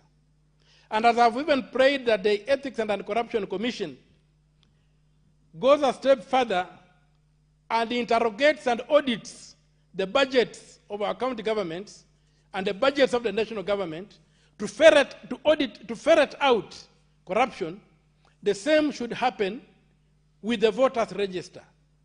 The EACC should go into the voters register and ferret out fake voters. It should not be left that there is going that the EACC, the register of the EACC of the NE, the voters register held by the IEBC, will simply be audited by some company which is selected there and there. We have an institution of anti-corruption. A fake voter is a corrupt voter. That's an aspect of corruption. So we would like to see the Ethics and Anti-Corruption Commission take up the National Voters Register and interrogate it to ferret out corruption. And one of the things I would like the Ethics and Anti-Corruption to do, remove all voters who do not have pictures in the voters register. Remove all of them, so that when next time we go to vote, we should only have people who are identifiable casting votes. We can't have 6 million unknown people in the voters register. We cannot. It's not acceptable. So, Mr. Speaker, I really plead that these things are intertwined, the question of money and the question of how power is acquired, how power is retained, how power is deployed in this country are interconnected. And if we want to drain the swamp in this country, we must go down, lock away the money, and clean up the voters register, so that acquiring power will be through the front door. And access to development will be assured to every citizen who is a taxpayer, irrespective of their political persuasion or worldview. Otherwise, Mr. Speaker, we don't have a country. And Mr. Speaker, eternal vigilance is the burden we bear as citizens of this country. And I want to remind ourselves of the words of one of the founding fathers of the United States, one of the founding fathers, called Benjamin Franklin. It is famously stated that after they had gotten the Constitution, he was asked by somebody to tell them, what have you given us? Is it a monarchy or is it a republic? And Benjamin Franklin is quoted as having said, "A republic if you can keep it." So the question is, are we the people of Kenya ready to keep the republic? We call ourselves the Republic of Kenya. We are not a kiosk. We are not a matatu. We are not anything. We are a republic. We are not a kingdom. We are not a fiefdom.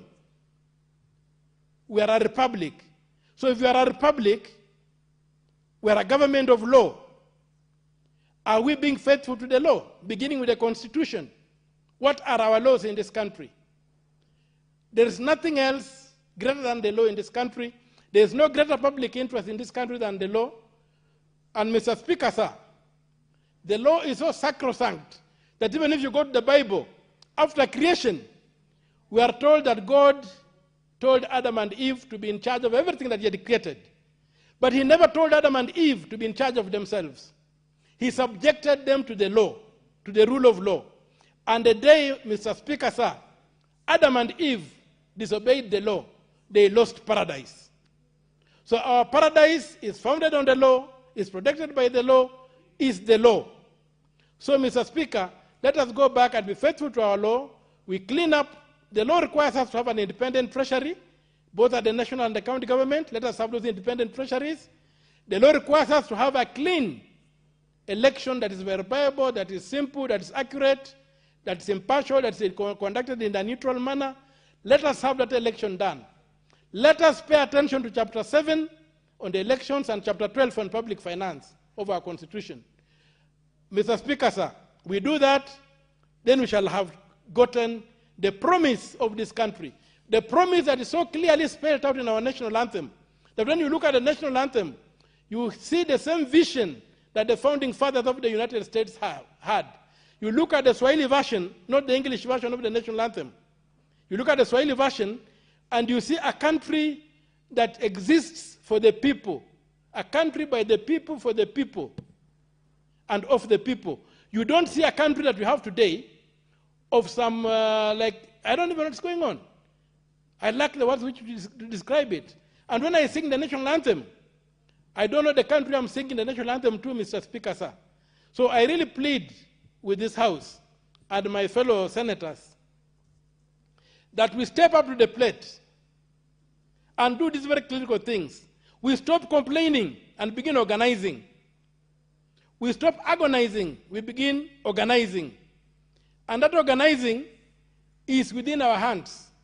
Let us support the bill Senator Wambua says he's going to bring here to separate the Treasury and the Ministry of Finance, to restore the Treasury to civilian control, to parliamentary control through civilian management, so that we can have a Treasury that is autonomous, that can serve the 47 counties and the one national government equitably, that will ensure, as the law said, that every 15th day of the month, county government should get their money. Today, that doesn't happen, because the national government, which is controlling, which has hijacked the Treasury, ensures it has a full belly before the counties are taken care of. Let us break that jinx. Let us go back to the foundation. Let us do the plumbing. Let us stop trying to mop the floor and clean out all the water we need. Right now, if you listen to the presidential candidates around and everybody talking in this country, you tend to think that what they are looking for is a super mopper, somebody who can mop all the water that's leaking from the tap. Nobody's talking about fixing the tap, getting a plumber to fix the tap. So with those few remarks, Mr. Speaker, sir, I support the motion, and I pray that we move forward as a country that has a destination which is clearly...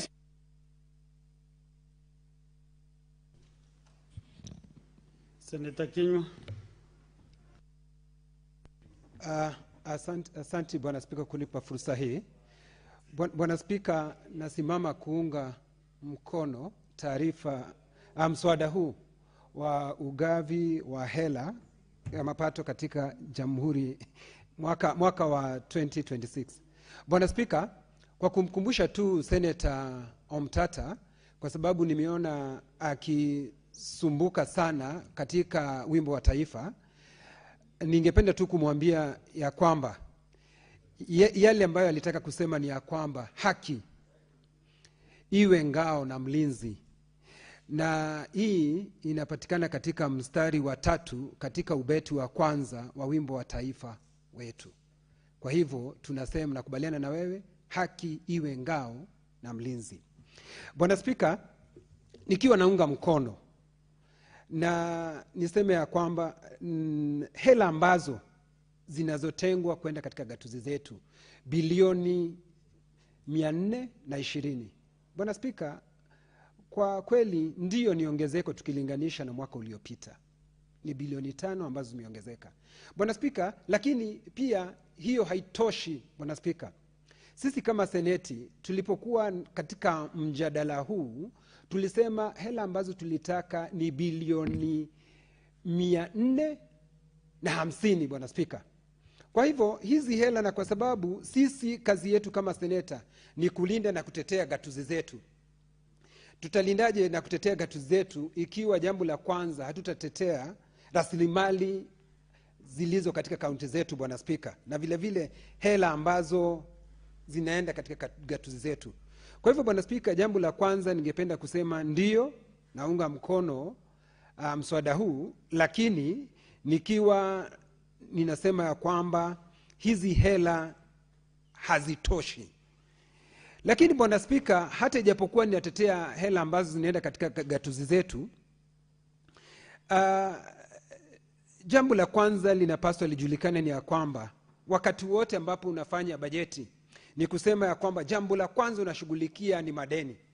Bwana Spika, katika gatuzi zetu na hasa nikilenga Laikipia, kuna madeni mengi sana Bwana Spika, madeni ambayo yamewafanya hawa wanakandarasi Bwana Spika, wengine kujiua, wengine kujinyonga Bwana Spika, na vile vile Bwana Spika, wengi wao unapata benki zimenadi mali yao Bwana Spika, na ni uchungu Bwana Spika. Tumewaambia vijana wetu ya kwamba asilimia fulani ya kazi ambazo ziko katika gatuzi zetu zipatiwe vijana na akina mama Bwana Spika. Baada ya sisi kufanya hivyo kisheria, unapata tena magavana walioko katika gatuzi zetu hawalipi wale wanakandarasi ambao wamefanya zile kazi Bwana Spika. Kwa hivyo unapata badala ya kuwasaidia unawaingiza katika madeni, ilhali katiba imesema ya kwamba jambo la kwanza ambalo linapaswa kufanya ni kulipa deni. Madeni hayalipi Bwana Spika.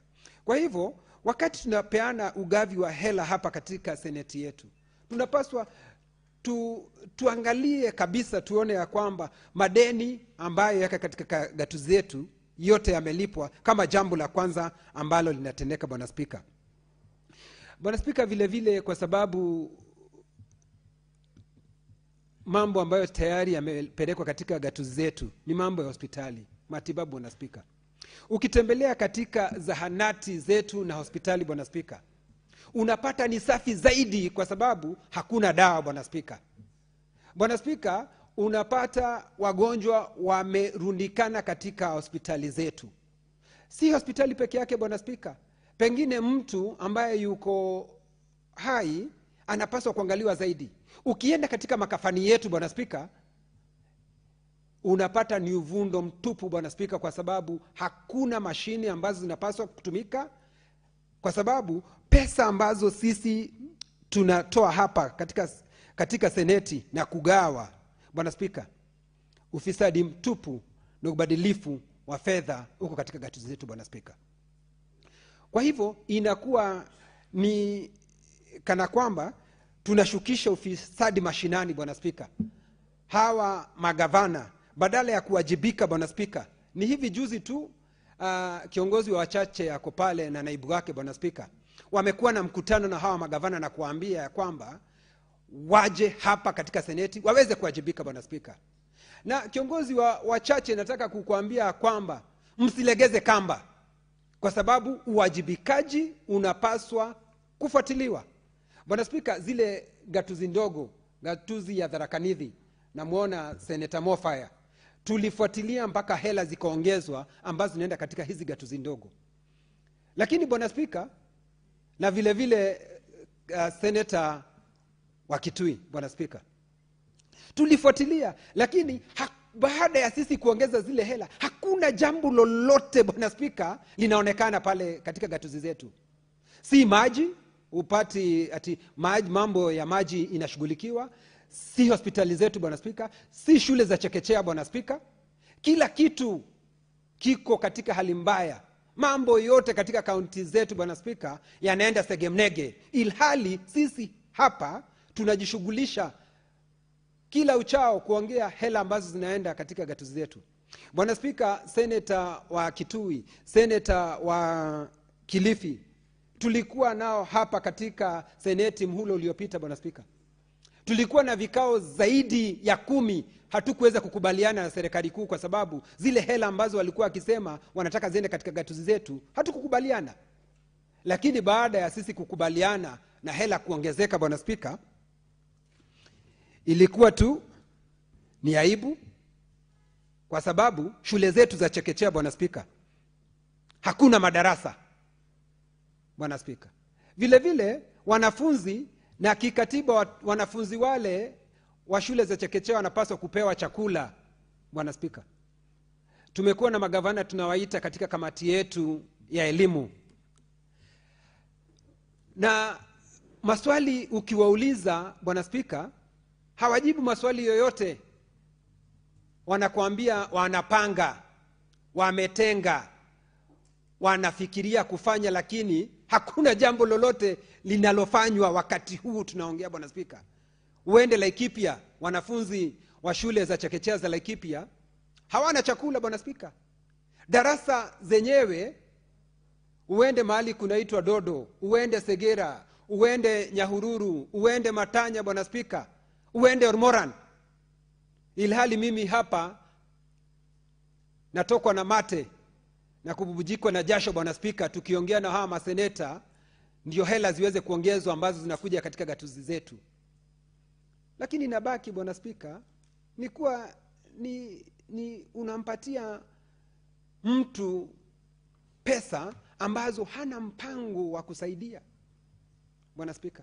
Na akiulizwa maswali na kamati ambayo inaongozwa na Senator Kajwang', najua hata Wambua yuko katika zile kamati Bwana Spika, unasikia wakianza kusema fulani aondolewe katika ile kamati, Charalgei aondolewe katika ile kamati, Sifuna aondolewe katika ile kamati.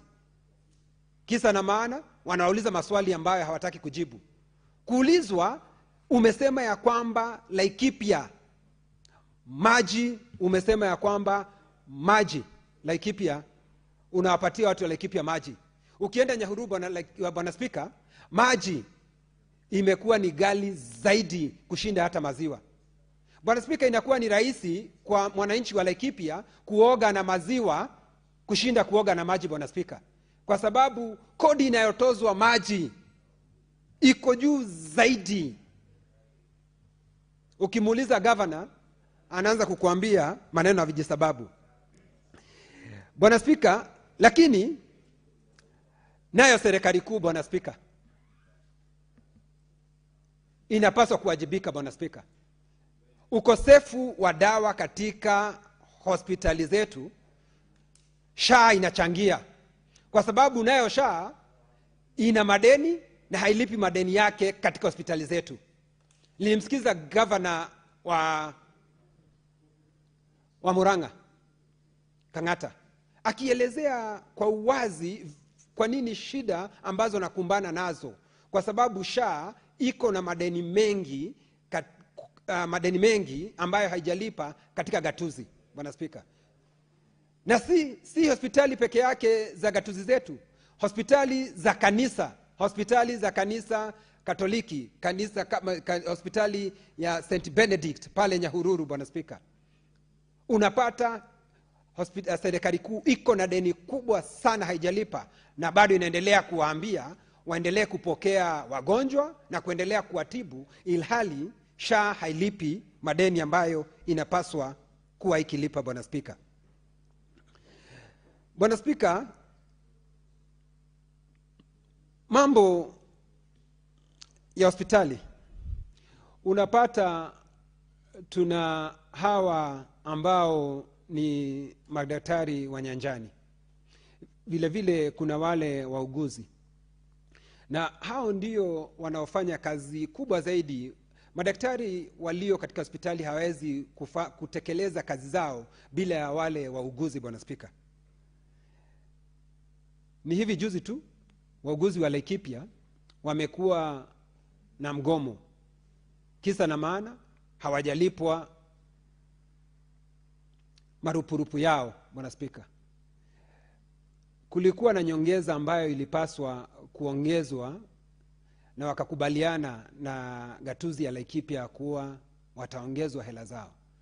Bwana Spika, ni miezi 7 ambayo imepita na hawajaongezwa hela zao, Bwana Spika. Kwa hivyo Bwana Spika, ni vizuri hizi hela ambazo tukiongea hapa zinapofika katika gatuzi zetu zinapaswa zitumike kwa njia ambayo inafaa, Bwana Spika. Isikuwe ni sisi hapa kulivalia hili njuga jambo la kuongeza hela, na tunaongea hapa tunakubaliana, lakini baada ya hapo ikifika mashinani hizi hela, Bwana Spika, zinakuwa ni kutajirisha magavana na marafiki zao, ilhali wananchi ambayo walitaka huduma, Bwana Spika, hawaipati ile huduma. Wanabaki kuishi maisha ya uchochole, maisha ambayo ni ya shida tupu, Bwana Spika. Kwa hivyo, Bwana Spika, naunga mkono, nikizingatia kwamba naona maseneta wenzangu wanataka kuongea kuhusu hili jambo. Naona wakiniangalia kuniambia nifupishe ilhali nao waweze kuchangia. Bwana Spika, nakubaliana nao na nasema asanti kwa wewe kunipa fursa hii, na naunga mkono, Bwana Spika. Haya, tuendelee na Seneta Karongo Wadhangu.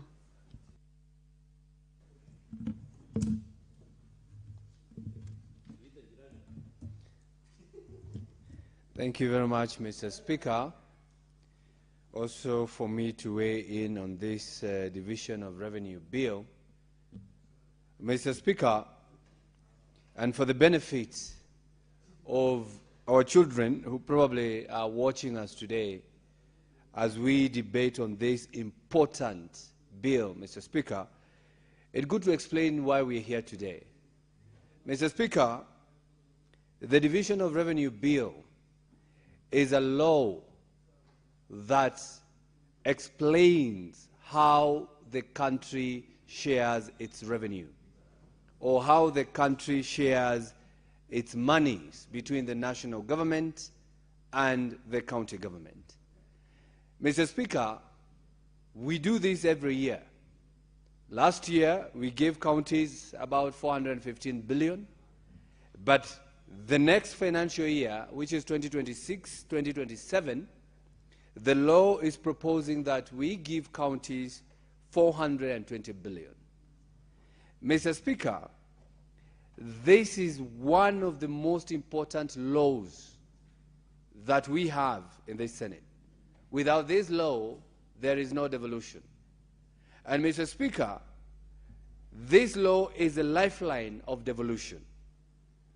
And our role as a Senate is not just to represent in theory, it is to represent in resources by prescribing how much goes to the counties, so that now counties can deliver services. Because every county, when we now do the disbursement, will get a certain share depending on the population, depending on the poverty index, depending on their geographical area, Mr. Speaker. So these monies will go to serve the people. And Mr. Speaker, we need more allocation to the counties. Why? Because as I said, of course there is inflation. So it cannot be that every year we are sending almost the same amount of money, Mr. Speaker, or we are adding a little bit like we have just added now. I think counties need more money than this, Mr. Speaker. Mr. Speaker, some counties, especially Kiambu County, which we refer to as the bedroom of the capital city of our country, has so many people nowadays, Mr. Speaker. So the population growth has really gone high, Mr. Speaker. When the population is higher, we need more services, Mr. Speaker. The sewerage, we need to take care of it. Water, education, and everything that pertains to giving people a nice life in our county, Mr. Speaker. Mr. Speaker, devolution is not a favor. And we have seen from the national government is now encroaching into county functions, Mr. Speaker. Instead of giving counties monies so that they can manage their own affairs, which is one of the objects of devolution, Mr. Speaker, for counties to manage their own affairs. We have now seen the president or the executive encroaching on county functions, Mr. Speaker. And I can give you an example. Example number one is what we are witnessing in Nairobi County, where the national government, through the back door, they are trying to take the functions of Nairobi County through what they are calling a corporation. Yes, a corporation, Mr. Speaker, is granted by the Constitution, but so is also the takeover of functions. So, Mr. Speaker, if the national government want to take over the functions of a county, they must do so through the right laws, but not through the corporation, or not through the takeover in the name of corporation, Mr. Speaker. Mr. Speaker, we have also seen the national government taking over functions of markets. You have seen members of parliament, they are now building markets. Instead of this money taken to the county government, so that the county, as per the need, as per priority, they put this money to where they think the market is important, Mr. Speaker. We are seeing honorable members of parliament are now being given that opportunity to build markets, and sometimes they are building markets even where they are not required. They have not done visibility study. And after even building that market, they hand over to the county. Do we go in tandem with the county's CIDPs, Mr. Speaker, when they are building this market? Mr. Speaker, the housing is a function of the county government. But what are we seeing? The county, the national executive, led by the president, every time, Mr. Speaker, they are launching affordable housing, this money should go to the counties so that counties can use this money as per their priority, Mr. Speaker. Because, Mr. Speaker, some counties are not, their problem or their main problem could not be the houses, Mr. Speaker. As others say, kila mtu akona kwao. But maybe they do not have water. Maybe they do not have health facilities. But when we push these projects to the throats of our people, Mr. Speaker, just in the name of I want to bring development, and yet they have not been asked these questions. There's no public participation. They have not been, the people have not requested the same, Mr. Speaker. So as we put this money, as we give these monies to the counties, Mr. Speaker, we should tell the national government, do not encroach on county functions. Do not take the county functions. Because we talked about devolution, decentralization, Mr. Speaker. But what is happening now is re-centralization, Mr. Speaker.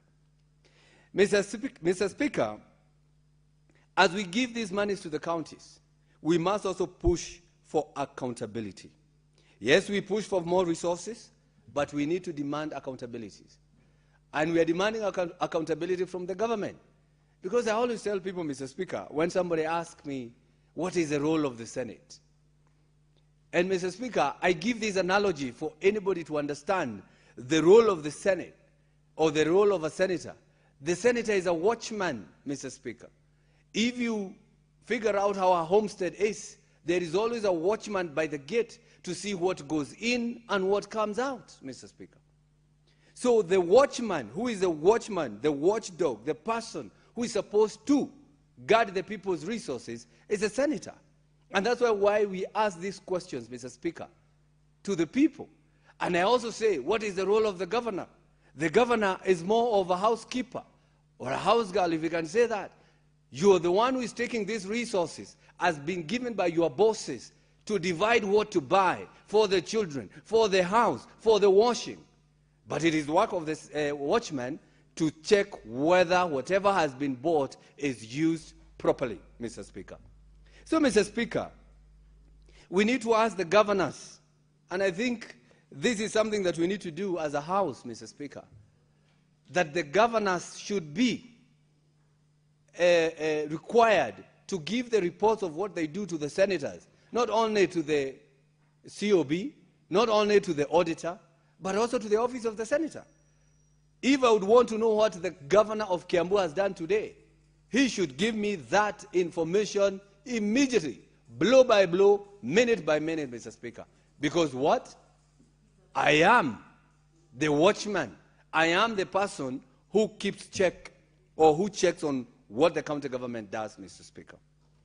Mr. Speaker, as we pass this bill, we need to understand it is not just how much we allocate, but when we release it. Mr. Speaker, I know it is the work of the National Treasury to release or to disburse this money to the counties after we have given, we passed this law, Mr. Speaker. I know for the county of Kiambu, it gets around 1 billion every 15th of every month, Mr. Speaker.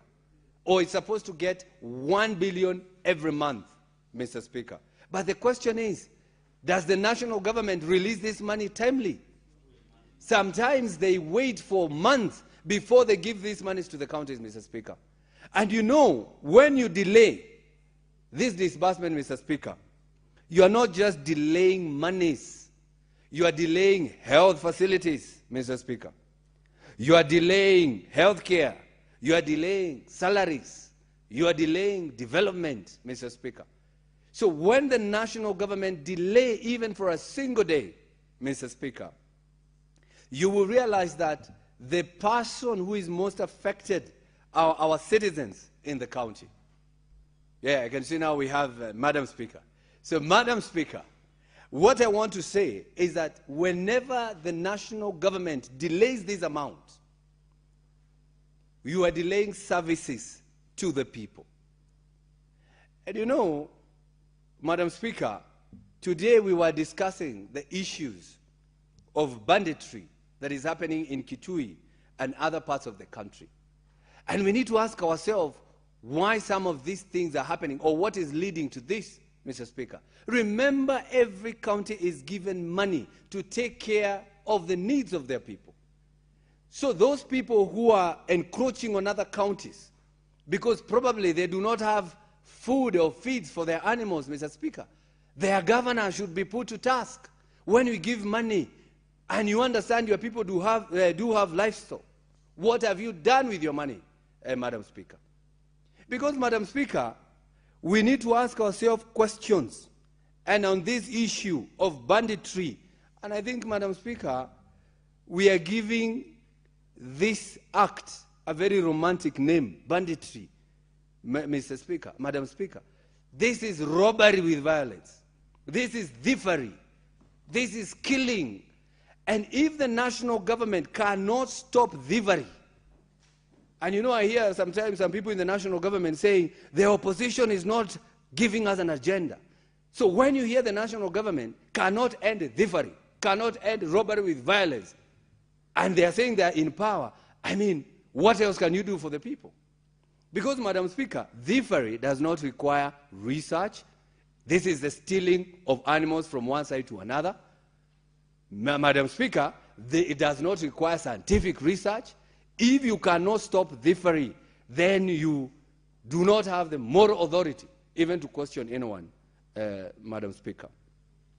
Madam Speaker, as I conclude, it's good for us to understand that when we give these monies to the counties, Madam Speaker, we need also to question not only the county executive, even, I don't know how we can do that, either it is through liaison or through sensitization, even to the county assemblies, Madam Speaker.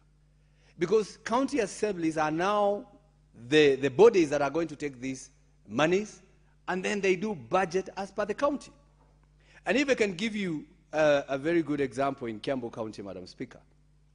In the previous years, or in the previous financial year, or the financial year we are in, we give County of Kiambu about 13 billion to 14 billion, Madam Speaker, every year.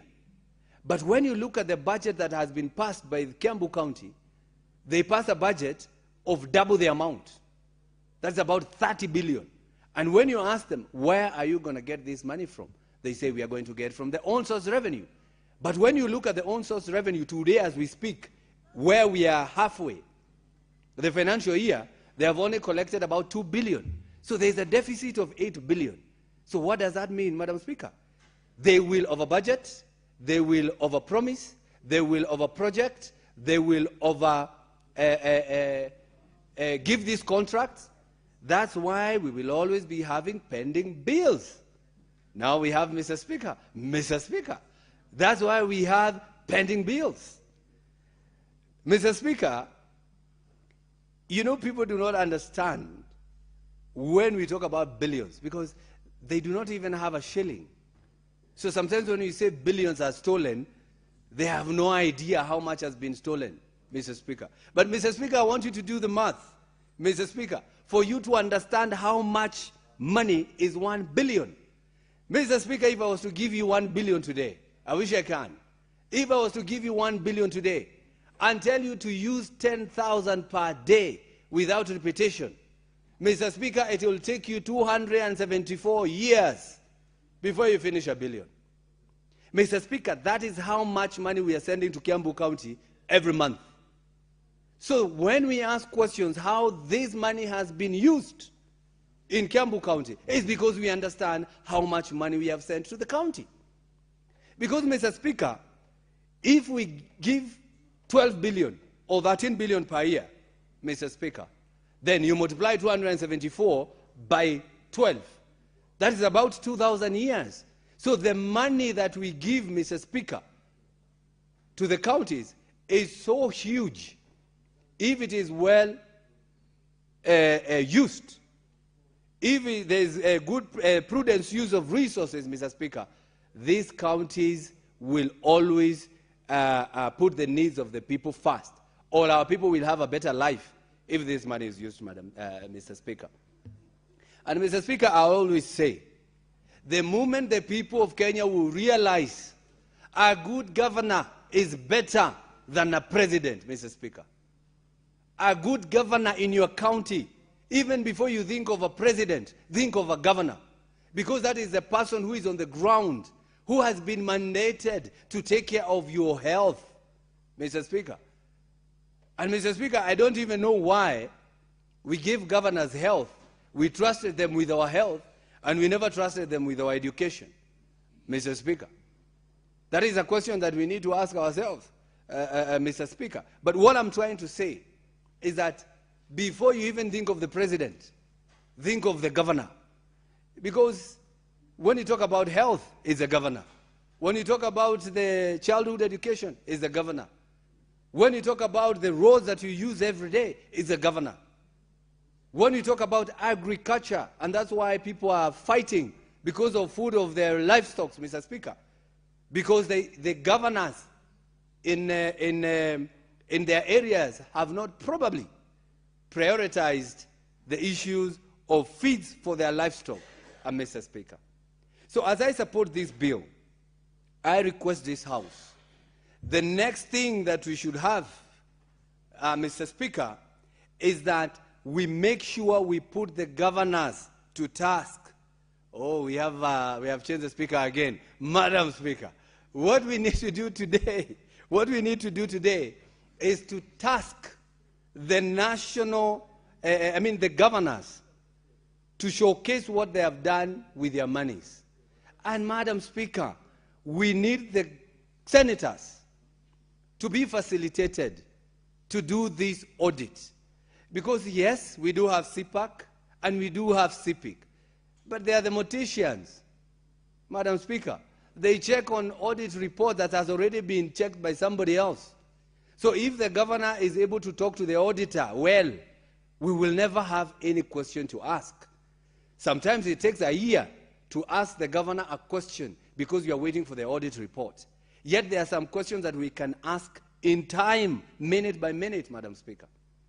And if the Senate is facilitated properly, because I have 60 wards, Madam Speaker, and for 60 wards, for me to walk every ward and with my team, if I give one ward one day, those are 60 days. And then I'm supposed to be here almost every Monday, Tuesday, Wednesday, all the way to Friday, Madam Speaker. So we need to enhance our teams so that as we are defending our people on the floor, we have a proper team that is also working and checking to find out whether whatever the governor is promising is what is on the ground or in the ground, Mr. Speaker. Because we have heard of what we are checking. The governor of Kiambu has been on record saying that he has built 527 ECDs. If you are to divide that, that is about 10 of them per ward. So, Mr. Speaker, Madam Speaker, that is the work of the Senate. Now to walk around to find out whether is it true what the governor is saying and what is on the ground and what is in the budget and what is in the CIDP. With all that, we'll be able to give the people a report and give the governor a scorecard of what he has been doing, Madam Speaker. So with that, Madam Speaker, thank you very much. I've had the honor of addressing the House in the presence of 3 speakers. Thank you very much, Madam Speaker. Senator Veronica Maina.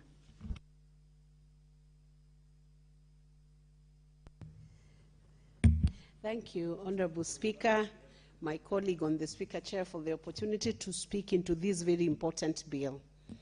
Honorable Speaker, the Division of Revenue Bill 2026 is a very critical legislation without which it would be impossible for the revenue to be shared between the county governments and the national government. Honorable Speaker, in this Division of Revenue Bill, the object and the purpose of this legislation is very clear. The purpose is to provide for the equitable sharing of revenue raised by the national government among the national and county levels of government in 2026-2027 financial year, and to be done in accordance with Article 2021 and 203(2) of the Constitution. Honorable Speaker, it is important to note that the revenue that will be allocated to county governments under this bill is 438,293 million. Honorable Speaker, that is a marginal increase of 1.2% from financial year 2025-2026, which had county governments allocated 427,894.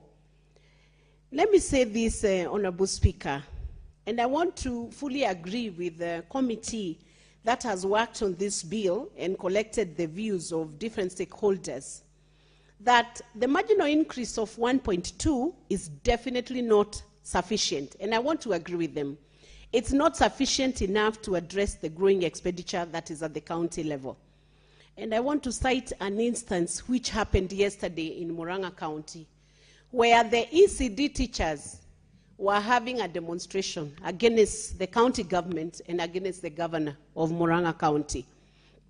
And this demonstration has happened on different occasions because the ECD teachers have not been given the terms that they were supposed to be given as a workforce that is taking care of a very critical component of basic education for our children who are at ECD level.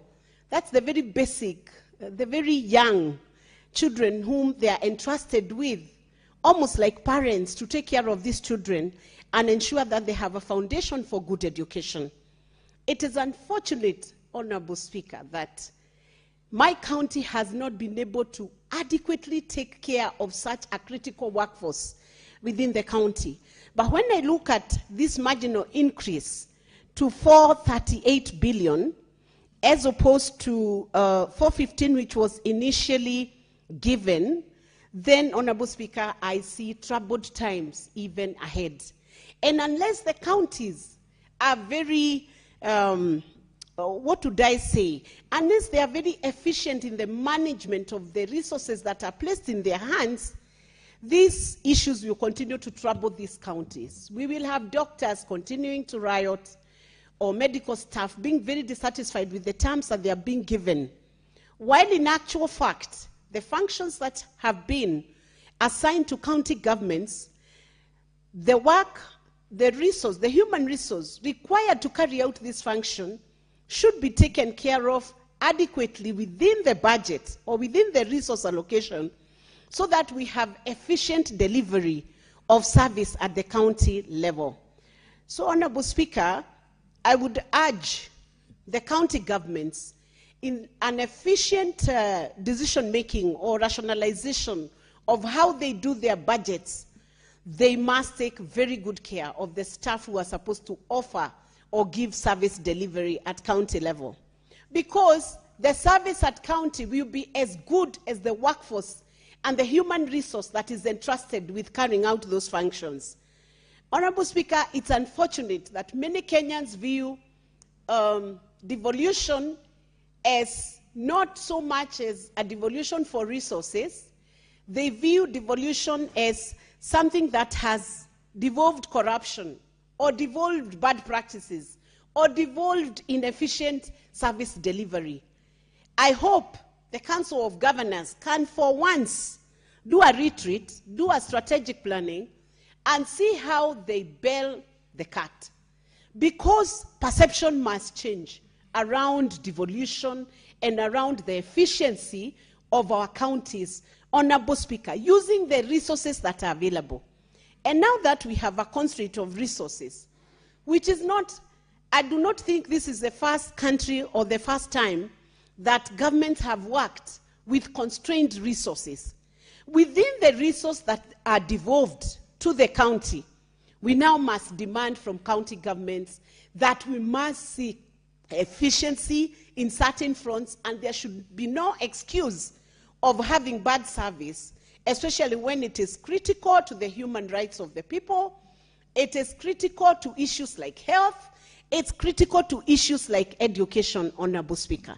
So even before I complain loudly about the marginal increase of 1.2% of the baseline of what has been assigned to or allocated to county governments, I must say efficient use of whatever resource the county gets, be it 1 billion, be it 7 billion, be it 15 billion, or be it 30 billions.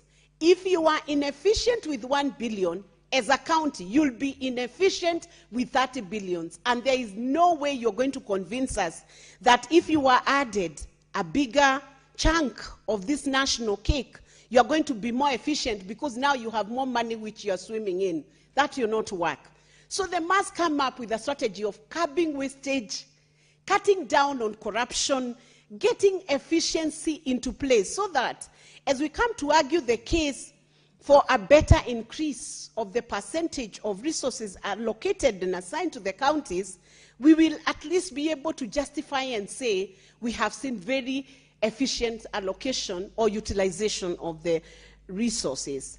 Honorable Speaker, when you look at the own source revenue that is collected by county governments, you know, some county governments even have national parks within their jurisdiction.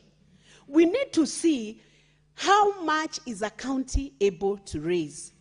I will never forget one of the counties visited in California, the Dade County, Honorable Speaker, where we found that government has much more money than they would ever need. Budget is not their issue. They look at where they can expend their excess revenue. We want to see counties within the Republic of Kenya, counties that are well endowed, setting an example of what other counties should do with own source revenue. Accountability in collection of that revenue, accountability in expenditure system of that revenue, and efficient use of those resources. If we look at the health sector right now, Honorable Speaker, certain levels of hospitals have been given an opportunity to utilize the resources that are being collected from within those health centers, Honorable Speaker. If right now you call for audits and accounts of how that own source revenue, where the county government has been given the latitude to collect and expend, you will be shocked that maybe 80 or 70% of that income or that revenue has been wasted at county level with expenditures that are not explainable. It should be a very big shame, Honorable Speaker, for any county to come back, like one of the counties, and the senator is right here, which once reported that they bought fingerlings, they purchased fingerlings, put the fingerlings in the river, And they could not account for the number of fingerlings they had bought, Honorable Speaker, or they had purchased under the project they were having. It must have been an attempt at fish farming within the Mount Kenya region. Honorable Senator Mwenda Gataya could give us the whole story about how those fingerlings went about and how the river swept away those fingerlings. County governments must now look at projects where they will be proud, Honorable Speaker, to account to the public on how those resources have been spent, Honorable Speaker. And when we look at what is being allocated, and as we say that we devolve all the functions under the Constitution, Schedule 4, as we look at how we can empower the county governments more to do more, they must do better and they must meet the needs of the people. There are some counties, Honorable Speaker, like Turkana, which are disadvantaged and have, as a result, been allocated more resources. The other day we had Senate Mashinani in Turkana County. Honorable Speaker, when you get to that county, you wonder and worry about where those resources were assigned to. Because you cannot, the road you find there, you are told this was done by the World Bank. Then you're asking yourself, so can we see what the county government has been doing? And you almost can't catch any tangible projects that the county government has done. Yet, what I hear, Honorable Speaker, from many governors within the counties is a cry for more resources. Honorable Speaker, do you remember just a few days, the governors declined to come and give accountability of the utilization of the resources from within their counties. And there was such a showdown between Senate and Council of Governors as they tussled and looked for ways of how they could avoid a constitutional obligation of coming to answer queries that are raised by Auditor General, not raised by just anybody. Accounts done, reports done, accounts had qualified. And a governor is called to Senate and has the temerity to say, we think some of the senators are not acting up to the standard that's expected of the Constitution, so we are not going to meet our constitutional obligation. That did not look good at all. Indeed, it appeared as though if you can't explain it, it means most likely you could be guilty of something. That's why you are afraid to face any question or to answer any queries on the audit accounts. And the explanation that was given, Honorable Speaker, up to date, I am not satisfied with it. If a governor feels they have been extorted, the question is, did they pay? Where did they find that money? If they paid Senator A or Senator B, why can't you present that evidence to EACC so the issue can be resolved once and for all? Or why would you, as a governor, if you think somebody or a senator is extorting you, why would you fail to raise that issue with the Senate itself and say, I have been demanded to present 5 million or 2 million so that the issue can be canvassed and resolved? Avoiding your constitutional obligation as a governor to account for how you have expended resources would not help. So, Honorable Speaker, I have risen on my feet to first support this bill and to also say, Honorable Speaker, that counties, you need to perform better to justify bigger budgets. Counties, you need to account for the revenue that is being collected, on-source revenue that is being collected from the counties. And the mindset has to change, Honorable Speaker. First of all, Madam Speaker, why would a county that is so endowed with natural resources not have innovative ways of raising income?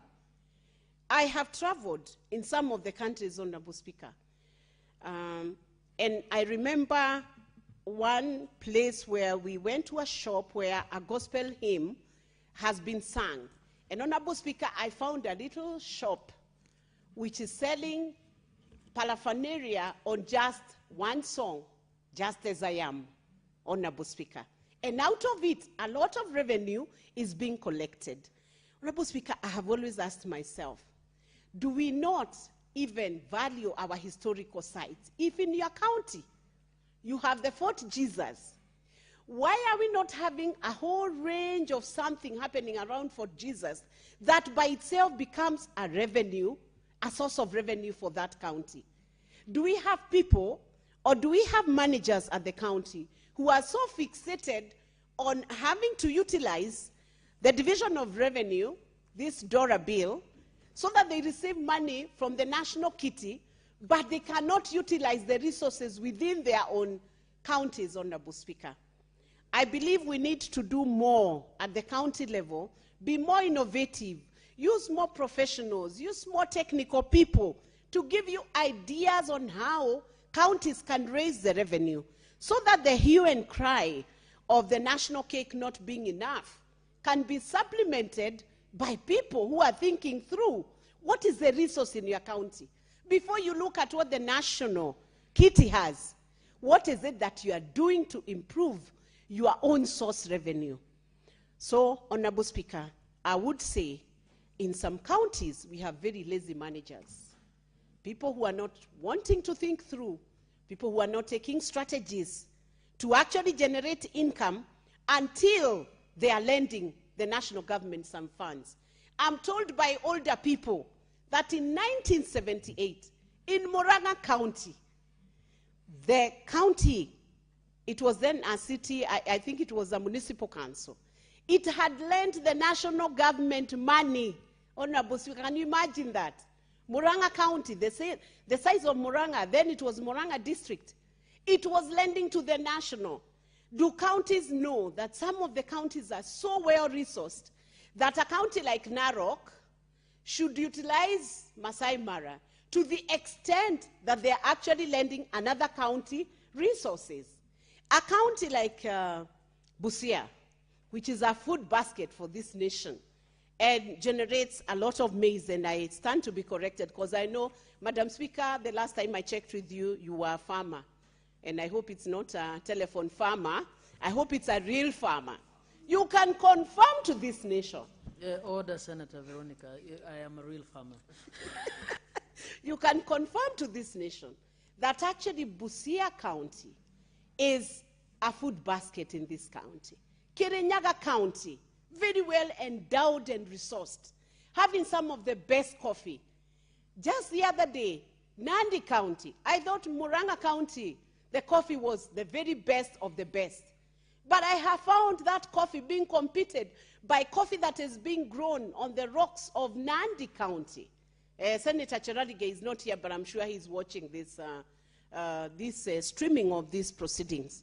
Honorable Speaker, counties must wake up now so that the next time we are discussing the Division of Revenue Act, the DORA, Honorable Speaker, we will be proudly presenting, or even if it's a footnoting counties that may not even require any resource allocation from the national government because they have requested national government to help some of the counties that might need help because they appreciate that the counties are very well endowed. Look at Lamu County, Honorable Speaker. I have visited many countries which have a beachfront. Nothing beats the beauty of the scenic beauty of Lamu County. This nation is endowed. What we need are managers who are like the Josephs of the Bible, who can pick up a season of plenty, put the resource together, package it in such a way that during the time of scarcity, that resource can be utilized within that county. So I want to challenge all the counties, beginning with Lamu County, Mombasa County. The beauty and the scenes within those counties, Honorable Speaker, those are not counties that should almost need anything. But since for the time being, the act is not together, then let's utilize what is devolved down to the counties in a better fashion that we have done, and let's allow these counties to become, in fact, Honorable Speaker, if we can utilize the tourism, the advantage and the opportunity that is within Lamu on tourism, manage the insecurity. Ideally, Lamu County, no young person in Lamu County should be without an occupation or a job. Same case with Mombasa. A lot of them could be taken in within the tourism sector, Honorable Speaker. I have still not understood, and you'll forgive me for using this as an example. I have still not understood how Kenya has been overtaken by other nations who are our neighboring countries in the tourism sector. Kenya has always been high-flying in matters tourism, attraction, in matters of hospitality. It's the Kenyans who run the hospitality industry in the countries that are around, and it's very good for integration of the region.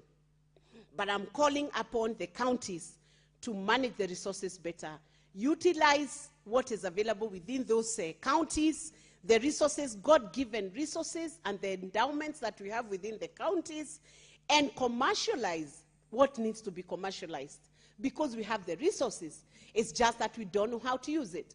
Blue economy, Honorable Speaker.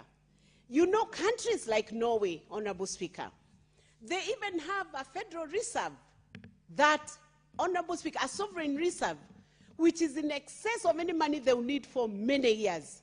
Honorable Speaker, we have the ocean here in Mombasa. We have the ocean here in the coastal. We are a coastal state. How are we utilizing the resources within the blue economy sector? Honorable Speaker, with those many remarks, I beg. Senator Mazayo.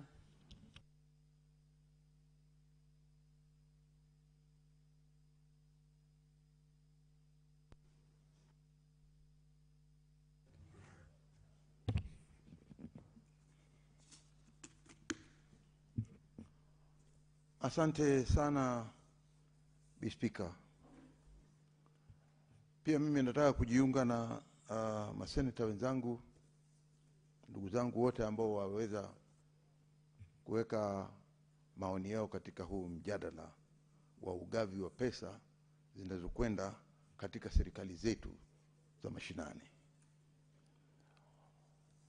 Bi Speaker, tunaweza kuona kwamba katika sheria zote ambazo zinaonyesha kazi ya seneta ni nini. Speaker, kazi ya seneta ambayo ni muhimu imekadiriwa ndani ya katiba ya Kenya na ni kipengele cha 96 katika sheria ya kwanza mpaka mwisho ambao ni ya 4. Speaker, katika sheria hizo cha umuhimu zaidi ambacho tunaweza kufananisha ni kwamba unaweza kuvaa koti na tai na shati vizuri na ukavaa socks na viatu vizuri sana na ukakosa kuvaa suruale na ndani ukuvaa kitu, utakuwa unatembea tuputupu. Hiyo ndio kazi ambayo senators wanaifanya hapa ndani. Na haya yote ni kwa sababu ya kwamba umuhimu wa hili bunge letu la Senate ni kupigania kuona ya kwamba pesa zinazopatikana kutoka serikali kuu zikiletwa hapa ndani. Hapa ndani ndio ugavi wa pesa zinazokwenda katika serikali zetu za mashinani. Zote 47 katika Kenya. Na ni ukweli kabisa ya kwamba kaunti zote 47 zinapata mgao wake kutokea hapa. Hakuna kaunti hata moja inayosema haipati pesa kutoka ndani ya bunge la Senate. Speaker, si uongo tukisema kwamba pesa zinatumika vibaya katika serikali zetu za ugatuzi. Jambo la kusikitisha ni kwamba seneta anapotamka hivyo anaonekana yeye either anapinga ama hatetei gatuzi lake. Lakini hiyo sio sababu. Mimi nataka kusisitiza ya kwamba Order, Senator Gataya, please. Ya kwamba I think you're getting out of order. Please don't speak loudly in the house while a member is contributing. Thank you. Asante, Mr. Speaker. Nataka kubaliana ya kwamba katika mhula wetu wa huu wa mhula wa 12 tuliweza kugoma kwa sababu kulikuwa na pesa kidogo sana. Hapa tuliweza kuvaa matai, tuliweza kuweka vitambara vyeupe, tuliweza kufanya fujo sana, na ndio tukapitisha vile tulipitisha, kwa sababu ya kwamba walikubaliana. Sisi tuko na haki ya kusema pesa hizo za ugatuzi ni lazima zifike katika serikali zetu ili zilete maendeleo kule nyumbani. Hivi sasa tumesema serikali zetu za ugatuzi ziongezwe pesa zifike bilioni 454, Speaker. Ilhali bunge la kitaifa kwa upotevu wa kukosa kuelewa ni shida gani zinakabilia serikali zetu za mashinani, wao wameketi kule, hawahusikani kabisa na mambo yanayoendelea katika serikali za ugatuzi. Ukiangalia zaidi ni kwamba wale wabunge kule wako busy na CDF yao, wakitaka kutengeza maskuli, vitu ambavyo wanajitambulisha wao wenyewe. Lakini sisi hapa tuko na haja ya kuona ya kwamba serikali zetu za ugatuzi zimefaidika, na ndio sababu tukasema tunataka bilioni 454 zipelekwe katika serikali zetu za ugatuzi katika mashinani. Kwa hiyo tunataka kuambia tu ndugu zetu ya kwamba hii hesabu mliotufanyia sio hesabu tunayoitaka, na sisi ya kusema kwamba watapeleka bilioni 424 ilhali sisi tunataka bilioni 454, tunasema hiyo yao ni kidogo na tumeikataa. Speaker, ukiangalia hivi sasa hata madaktari wengi sana ambao wako huko nyanjani hawajalipwa pesa zao. Mahospitali yaliyoko huko mengi yao hayana dawa, na vitu vingi vinaendelea ambavyo haviendi kisawasawa. Hali hii tunataka kuangazia zaidi ya kwamba wakati kukiwa na fujo, serikali zetu za ugatuzi zinapata tabu kwa sababu huwa na maafa. Kama hivi sasa tunaona ya kwamba kule, Speaker, tunaona ya kwamba kule Kitui watu wanakufa. Hata hivi sasa tukiwa tunaongea, Speaker, hivi sasa ambavyo tunaongea saa hii, iko ripoti imekuja hapa kwa upande wa runinga, upande wa simu zetu za rununu. Vita vinaendelea, damu ya Wakenya inamwagika saa hizi.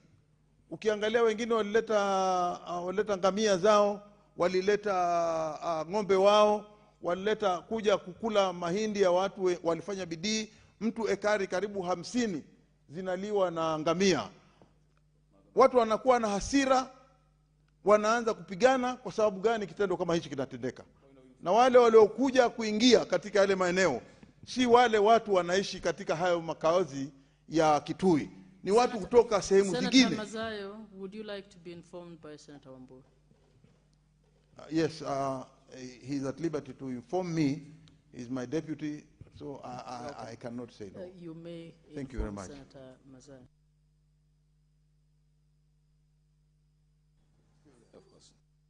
It is posed, Senator Mazayo. Thank you, my leader, for allowing me to inform you. Madam Speaker, I want to inform the Senator of Kilifi and the House that actually the situation that is describing, obtaining now, is not the entire Kitui County. It's happening in Mwingi town. As you speak now, Madam Speaker, you know, earlier I raised a statement here on that conflict in that county. People have blocked Mwingi Garissa Road in Mwingi town. I have received information that shops belonging to Kenyans of the Somali extraction have been vandalized, some of them. And Madam Speaker, if you remember very well in that statement, this is why this information is very important to Senator Kilifi and to the House and to the Kenyans. The wrong impression being created here, Madam Speaker, is that the Kampas and Somalis are at war. Madam Speaker, nothing could be further from the truth. The bitterness that the people of Kitui have is a legitimate bitterness against camel herders, people who masquerade as livestock farmers keeping camels on their land by force, unleashing those animals on their crops. And when the people complain, the owners of the livestock or the people herding those animals turn violent and kill our people. That is where the bitterness is, Madam Speaker. And Madam Speaker, as I conclude, because this, Madam Speaker, it may sound a small issue now, but if the police do not deal with this issue today, and I say this as a senator, as a leader in this country, if the police don't handle this matter with the seriousness that is due to it today, Madam Speaker, it may become too difficult for anyone to deal with it. All I'm calling for is for restraint on the part of our people, but for action on the part of the police. And they know what they need to do. Drive those camels out of our land. Drive the camel herders from our land. We have no problem with the business people Senator in Mwingi or in Kitui or in anywhere. You were to inform, not to... it was a point of information. Yes, it's okay. We've got it. Madam Speaker, it's only that information is heavy, is really heavy. We understand. I thank you, Madam Speaker. Asante Bi Speaker kwa kunipatia nafasi hii tena.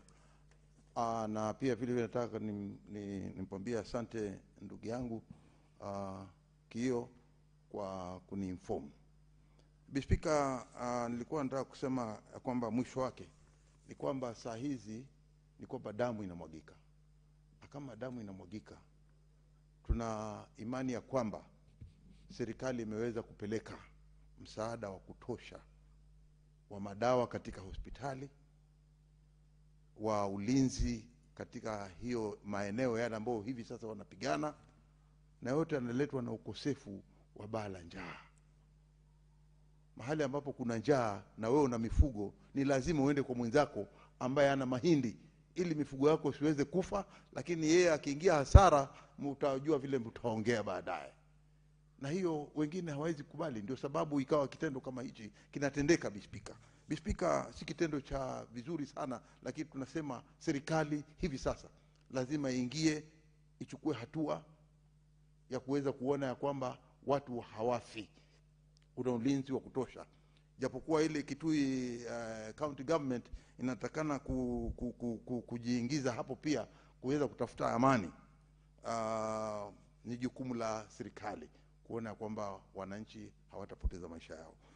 Bi Speaker, nikiachana na hayo ni kwamba yote 9 la 10 ni kwamba utumishi wa pesa ambazo zinazokwenda katika serikali zetu za ugatuzi ziweze kutumiwa kwa hali ya heshima na kuona ya kwamba hakutakuwa na upotofu ama wizi wa hizo pesa. Vile vile sijui kama Kaiseru iko katika hiyo eneo, maana kuna yule mkubwa anaketi kule Kaiseru. Sasa kwa hiyo serikali lazima iingie huko na kuona kwamba ameweza kutetewa katika maisha yake na nyumba yake na properties zake. Bi Speaker, nikienda kwa upande mwingine ni kwamba ugatuzi sio mahaba. Ugatuzi uko katika sheria. Hivi sasa tulipopitisha katiba yetu ya mwaka 2010 tulipitisha kwamba kutakuwa na ugatuzi, na katika ugatuzi maisha yote ya wananchi popote walipo ni lazima pesa yao ilindwe.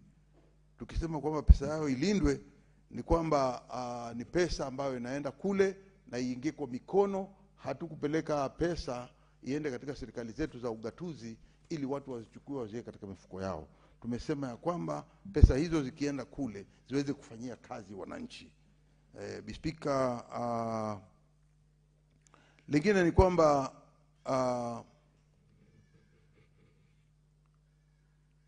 polisi wetu ambao wanaketi katika serikali zetu za ugatuzi pia vile vile waweze kupewa maisha ya kufaa. Utapata hali ya polisi ni hali ambayo ni ya kusikitisha. Ndio sababu leo kukiwa kuna fujo na unaona wanasiasa wako pale, unapiga mwanasiasa kwa hali mbaya sana. Unampiga kama ambaye umeona mtu ambaye ni adui na hakubeba silaha, hakubeba chochote. Shida yote inaletwa kwa sababu ya njaa. Speaker, ya mwisho ambayo nataka kuongea ni kwamba serikali hizi zetu zinazokwenda katika ugatuzi ni lazima pesa hizi zijulikane wazi kwamba kazi ya seneta ni kuleta pesa nyumbani, kuona ya kwamba serikali yake ya ugatuzi imefaulu kutenda maendeleo kulingana na zile pesa anazopeleka nyumbani. Jambo la kusikitisha ni kwamba watu wengi ukifika kule atakwambia seneta mradi wake ni upi, seneta amefanya nini katika maeneo haya anayotuwakilisha huko ndani ya bunge la Senate. Nataka kusema kwamba baba akileta unga kwa nyumba, akileta nyama kwa nyumba, ni jukumu la bibi kufanya nini? Kupika chakula na kutoa chakula kiwa sawa sawa, apeane watoto, apeane baba, wakule walale, alafu watengeze watoto wengine ikiwa itawezekana. Lakini ikiwa bibi umempelekea namna hiyo, umempatia chakula, umempatia nyama, umempatia maji, kila kitu amepata, tengezea watoto chakula, anatoa chakula ambacho hakiwezi kulika, anatoa sima mbichi, utalaumu baba? Na baba ameleta, utalaumu? Hauwezi kulaumu. Kwa hiyo sisi saa nyingine unapata kule unaambiwa mradi wa kugawanya dawa, ama dawa hazina hospitali zetu hazina madawa, unaulizwa seneta alipeleka dawa hospitali. Hiyo ni kazi ya seneta kupeleka dawa hospitali. Serikali seneta alitengeza barabara gani? Hiyo ni kazi ya seneta kutengeza barabara. Unaambiwa unatengeza choo katika skuli ama baraza ama mahali popote. Hiyo ni kazi ya kutengeza choo, ni kazi ya seneta. Maneno mengi watu wanaongea huko, wakiongea namna hii. Mimi nawaambia kama my friend, kama hujui sheria, jamaa uliza, uambiwe kazi ya seneta ni nini. Sasa utalaumu, lakini kama mpishi hapiki vizuri, chakula hakitoki vizuri, hata ukiwa na hoteli utakuwa na waiter mzuri sana, lakini kama mpishi wako katika hiyo hoteli hapiki chakula kizuri, hautapata customers, kwa sababu akija chakula kinakuwa kibaya. Wewe unahitaji uwe na mpishi mzuri. Kwa hiyo ni sababu gani tunasema ya kwamba ukiwa na seneta mzuri atakuwa anafanya bidii, anakuletea pesa nyumbani. Na ndio sababu tuko hapa kupigania serikali zetu za ugatuzi. Na hapo ikiwa sisi tunachomeka sana katika ile jiko kupika, tunapeana, mwananchi anapeana change, anasema keep change. Kwa hii chai na maandazi umenipatia chai mzuri sana. Hii chai unasahau imepikwa na nani? Nani amechomeka na moto huko ndani? Kwa hiyo sisi tunasema sisi tuko hapa kama mkono wa kulia wa serikali zetu za ugatuzi, kuona kwamba pesa zetu tunazopeleka zimefanya kazi. Na mimi nataka kuaji katika Kenya mzima, zile serikali ambazo ni za ugatuzi 47, magavana waweze kutumia hizo pesa kisawa sawa, waweze kuona ya kwamba zimeleta maendeleo katika maeneo yale wanayokaa, na wakubaliane kwamba kwa wao kuendeleza ile county wanahitaji kuwa na masenators wa shupavu. wanahitaji kuwa na maseneta kama nyinyi mlioketi hapa hivi leo, kuona ya kwamba serikali za ugatuzi zimefaulu. La mwisho, Speaker, nataka kutoa mfano kutoka huko nyumbani. Unajua kule nyumbani wazee wanaketi wakiwa na wanakunywa kidogo ule unaita mnazi, lakini kuna yule tunamuita yule anayepanda mnazi, sijui kama Chimera unaweza kuniambia, yule anayepanda mnazi na mchuzi, mgema anapanda kule juu, anakwenda naona deputy anaambia nimuulize, ukifika kule juu ya mnazi kama ambao Kitui kuna minazi, lakini mgema ndio anapanda kule juu, anafanya bidii kuleta pombe hapa chini. Akiileta hapa chini ile pombe ya mnazi, kunakuwa na wale wachuuzi wanaochukua ile pombe, wanaenda maskani, wanakaa, jioni ikifika wanakuwa na wateja, wanauza ile pombe, wanapata pesa. Wao ndio wanajulikana zaidi ya yule mgema. Kwa hiyo sisi tunasema tu ya kwamba sisi kama tukishaleta ile pombe hapa chini haituhusu. Sasa ni kazi ya mchuzi kugawanya, aone ya kwamba kila mtu katika lile eneo la ile starehe yake, ile bustani yake amefaidika. Na ndio tunasema magavana wao wana zile maeneo yao, sub counties ambazo ni constituencies katika maeneo yao. Hapo wanatakana wajue vile watafanya katika zile sub counties kuleta maendeleo.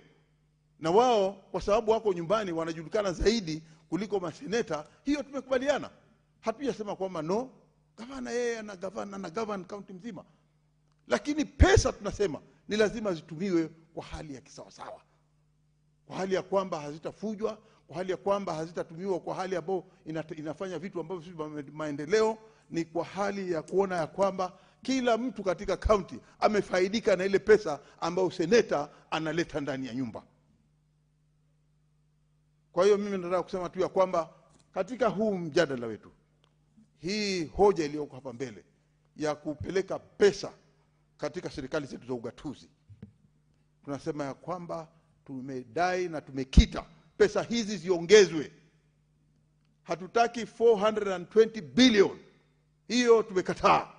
Tumesema ya kwamba pale 454 billion ni pesa ya kutosha kugawanyia kaunti zetu 47. Kila mtu atatosheka na kila kaunti itakuwa imepata pesa. Hakuna kaunti hata moja ambayo itakuwa imepoteza. Asante sana Speaker kwa kunipatia nafasi hii. Senator Mofaya. Thank you very much, Madam Speaker. I want to join my colleagues in contributing to this very important bill. Madam Speaker, this bill, Division of 11 bill, defines what it takes to be a senator. And I want to agree with quite a number of other colleagues who have just canvassed through this bill. Madam Speaker, you go down this country, very few people would even want to know exactly what a senator does. I have captured in very many instances where somebody would just come and challenge senators. What is this that you have done for the last 5 years that you have been in the Senate? Madam Speaker, I want these people to listen carefully. I think from yesterday, our core business was to make sure that we devolve monies to our relevant counties. Devolving money to our relevant counties, Madam Speaker, defines exactly what a senator is supposed to do. And it's always very important, Madam Speaker, that when we all converge here, we all agree as senators that we need to give that much money to our counties. It defines our responsibility. And Madam Speaker, it is also very important to know that devolution is not a one-man show. It's a constitution obligation. Kenyans sat down through a very rigorous process, and we created a constitution which brought on board devolution. we created entities called counties, which are headed by CEOs called governors.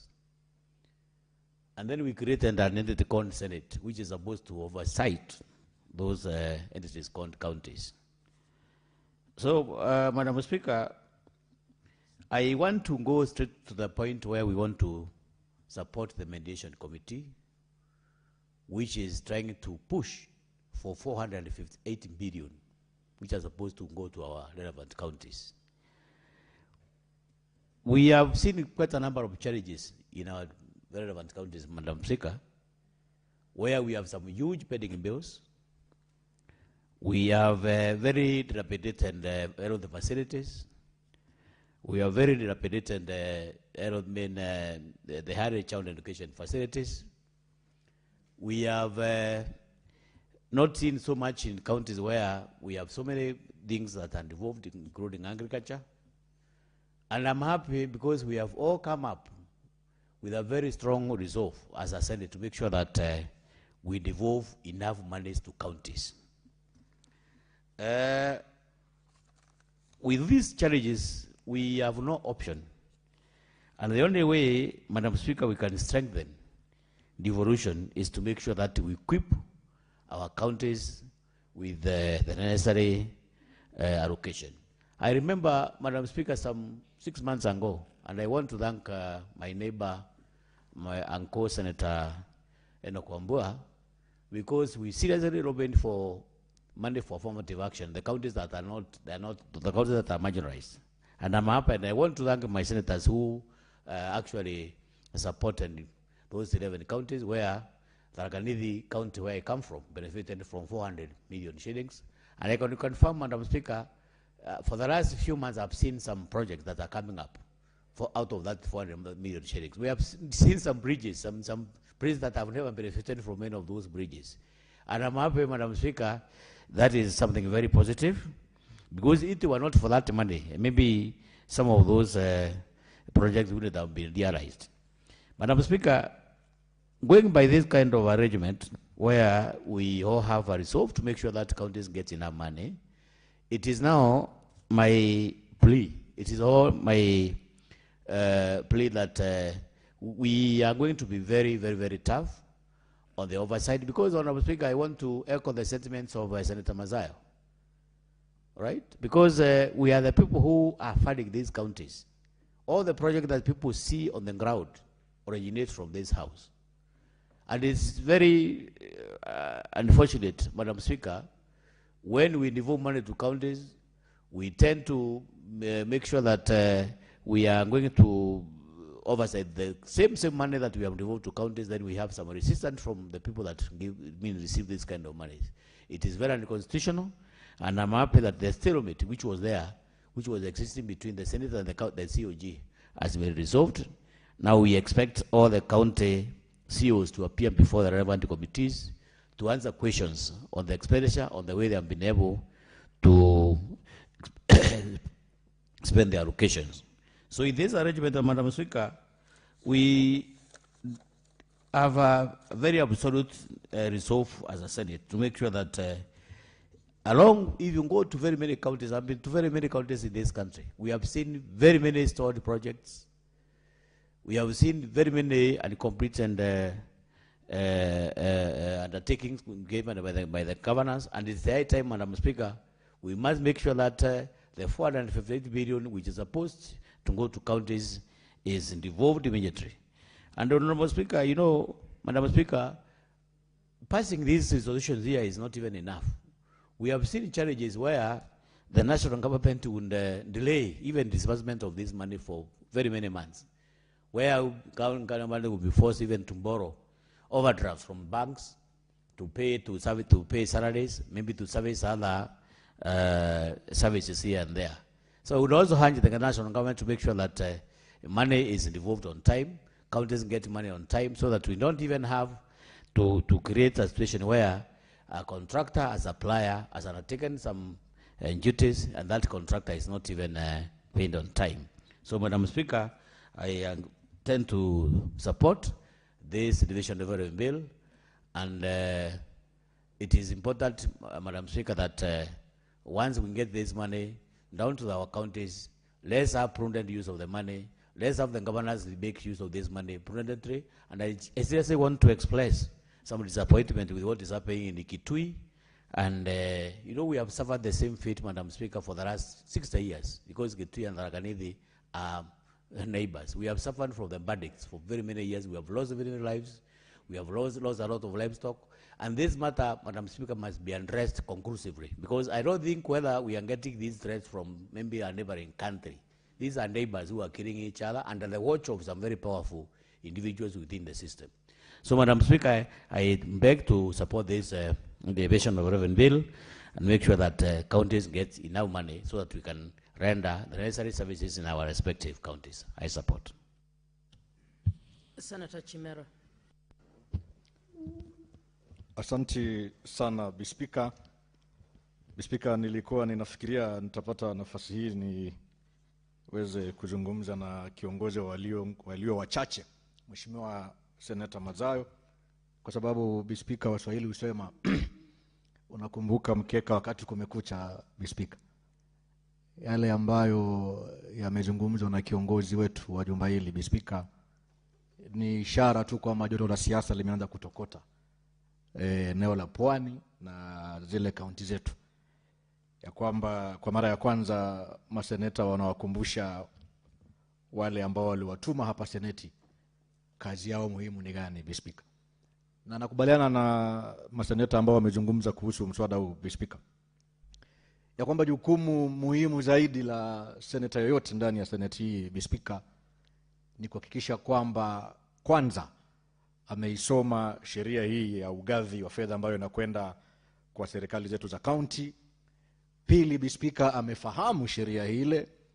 Na tatu, Bispika, amechangia katika mazungumzo ama changizo za kuifanya sheria ile iwe bora zaidi, ndio ili kaunti zetu ziweze kupata nyongeza ya mgao ya fedha, na vile vile pia ile fedha ifike kwa kaunti zetu kwa haraka iwezekanavyo. Bispika, mimi nimeteuliwa kama wewe tu na chama tawala cha kitaifa cha UDA niweze kuwakilisha vijana nchi nzima hii, lakini hususan pia ninawakilisha watu wa Kwale ndani ya kaunti hii. Na Bispika, nikitembea kule nyanjani Kwale, ambapo nilikuwa nataka nipate nafasi nizungumze na Seneta Mazayo, nimwambie kando na jukumu hili la kipengele cha 96 nafikiri 3 katika katiba, vile vile kiongozi yoyote, awe seneta, awe mbunge, awe mjumbe pale chini ama MCA, awe hata kiongozi wa ile inaitwa nyumba 10, Bispika, yeye pia ana jukumu la kutangamana na wananchi wake kule nyanjani, kwenda kusikiza hoja zao na kuzileta hapa bungeni. Vile vile pia, Bispika, kiongozi yule pia ana nafasi, hata kama hana mfuko,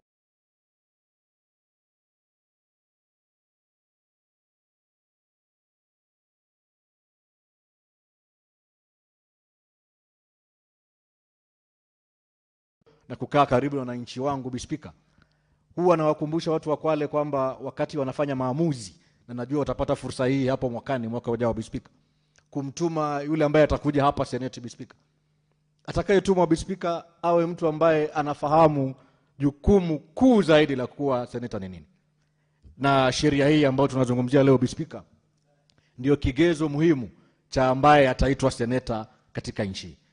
Bispika, kiti cha useneta ndani ya nchi hii ni kiti muhimu sana, kwa sababu nimeangalia sheria hii ama mswada huu ambao umepitishwa na ile nyumba ndogo bunge letu la kitaifa la wabunge wenzetu, na nikaona ni vyema zaidi, lazima niweke sauti yangu kwa nyongeza ile ya bilioni 5. Kaunti yangu ya Kwale nina imani itapata nyongeza, angalau gavana wangu aweze kupata fursa ya kusukuma elimu ni sasa pale Kwale, aweze kupata fursa ya kuongeza mgao wa ile fedha ambayo inakwenda kufanya kazi ya afya, aweze kupata fursa, Bispika, ya kuongeza mgao ya fedha ambayo inakwenda kuhakikisha kwamba kilimo ndani ya kaunti ya Kwale kimeboreshwa, aweze kuongeza mgao ambao unakwenda katika kuhakikisha kwamba wale wananchi wetu wa Kwale, wafanyabiashara wadogo, Bispika, wameweza kunufaika na maendeleo na fedha hii na mgao huu, na wakaweza kupata afueni katika shughuli za kila siku za kufanya biashara. Speaker, vile vile pia ni waeleze magavana kwamba ni kinaya kwamba mnasukuma seneti iongeze mgao. Lakini ukishapata mgao ule, Speaker, wewe kama gavana unatumia fedha ile, mwisho wa siku unakataa kuleta mahesabu yako katika bunge la seneti kupitia ile hali ya kutathmini, ama kwa lugha ya kimombo oversight. Tumeona magavana wengi wamesusia vikao vile kwa sababu zao, Speaker, siwezi zisema, lakini nafikiri sio sawa kwamba wewe unalilia bunge la seneti leo hili kusaidie, likupatie fedha, lakini ukishapata fedha hutaki kuja katika bunge lile kujieleza, je, ni hali gani umetumia mfuko ule kuboresha maisha ya watu wako. Na mwishoe, Speaker, wakishafanya muhula wao, utapata magavana wengi wanapania kuja ndani ya jumba hili la seneti kama maseneta mwaka ujao baada ya kumaliza muhula wa miaka yao 10. Na Speaker, nimpongeze seneta mwenzangu hapa, Mheshimiwa Seneta Murangu kutoka kaunti ya Kirinyaga. Kwa sababu mimi mwaka jana nilijaribu kusukuma sheria hapa ya kwamba ukiwa umekuwa gavana, umefanya muhula yako miwili ya kikatiba miaka 10, basi iwe sheria kwamba usiruhusiwe kugombania kiti cha useneta mpaka miaka 5 ile ya kwanza iishe. Sisi maseneta tukague vitabu vyako, tukiona tumeridhika na kazi yako, basi sheria ikuruhusu baadaye kusimama kiti kile. Lakini kwa sababu ya itilafu za kisheria hatukuweza kupata idadi mwafaka ya maseneta kuzungumzia katika sheria hii. Lakini nimshukuru sana na nimpongeze Seneta Murangu kwa bidii yake, yeye tena ameregesha mswada ule ndani ya seneti hii, na nina imani wiki zijazo ama siku zijazo huko mbeleni, Speaker, tutaweza kuzungumzia sheria ile. Mimi tu niwaombe maseneta wenzangu ya kwamba naona kwa sasa tumetengeneza ile wazungu wanaita political goodwill, kwamba saizi tuko na nia, tuko na ridhaa, tunapania na tumeamua kwa kauli moja kwamba tuko tayari kuhakikisha kwamba hawa magavana wamepigwa msasa vilivyo, ndio ili wakija kukaa hapa kama maseneti, Speaker, kazi yao iweze kuzungumza kwa wao na kwa niaba yao. Speaker, niseme tu hii ni nafasi muhimu sana kwa kaunti zetu kuonyesha wamefanya nini na fedha hii. Na niwapongeze sana wenzangu ambao wamezungumza mbele yangu, Speaker, na kuunga mkono mswada huu. Lakini vile vile pia wale magavana wawe tayari kupigwa msasa baada ya kupata pesa hii.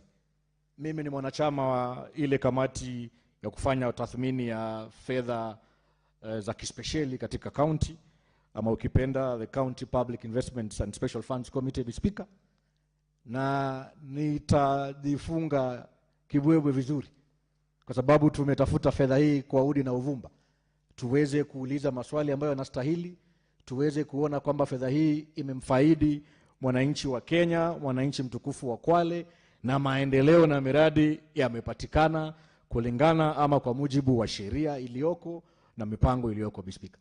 Ndio hawa magavana waache kutumia fedha vibaya. Nimemsikiza Senator Methu nikiwa barabarani nikija bungeni, Speaker, na akasema kwamba pesa hii tunapitisha hapa, mwisho wa siku inakuwa mbinu ama njia ya kufanya magavana wetu kuwa mabilionea kule nyanjani, na sio sawa.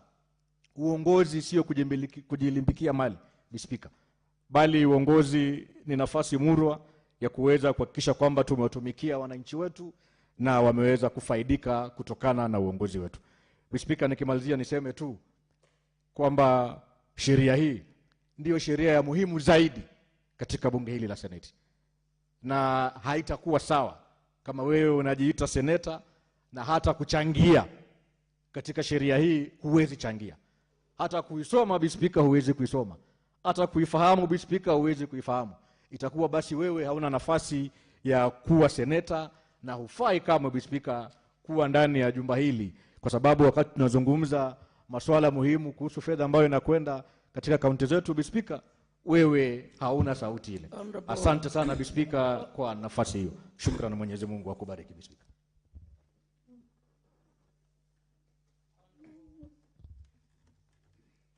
Honorable Senators, it's now 6:30 p.m., time to adjourn the Senate. The Senator Chimera, I think I don't know whether you finalized, but you still have 10 minutes. You finalized. The Senate therefore stands adjourned until tomorrow, 30th April 2026 at 2:30 p.m.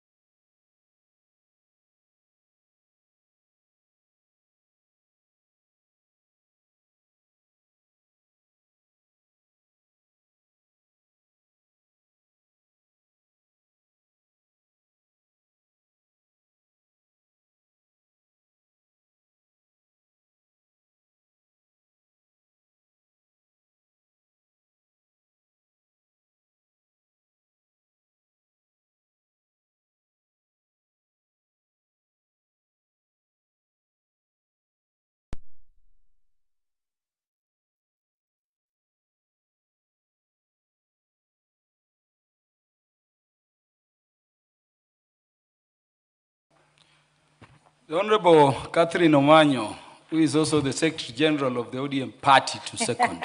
Thank you, Mr. Speaker.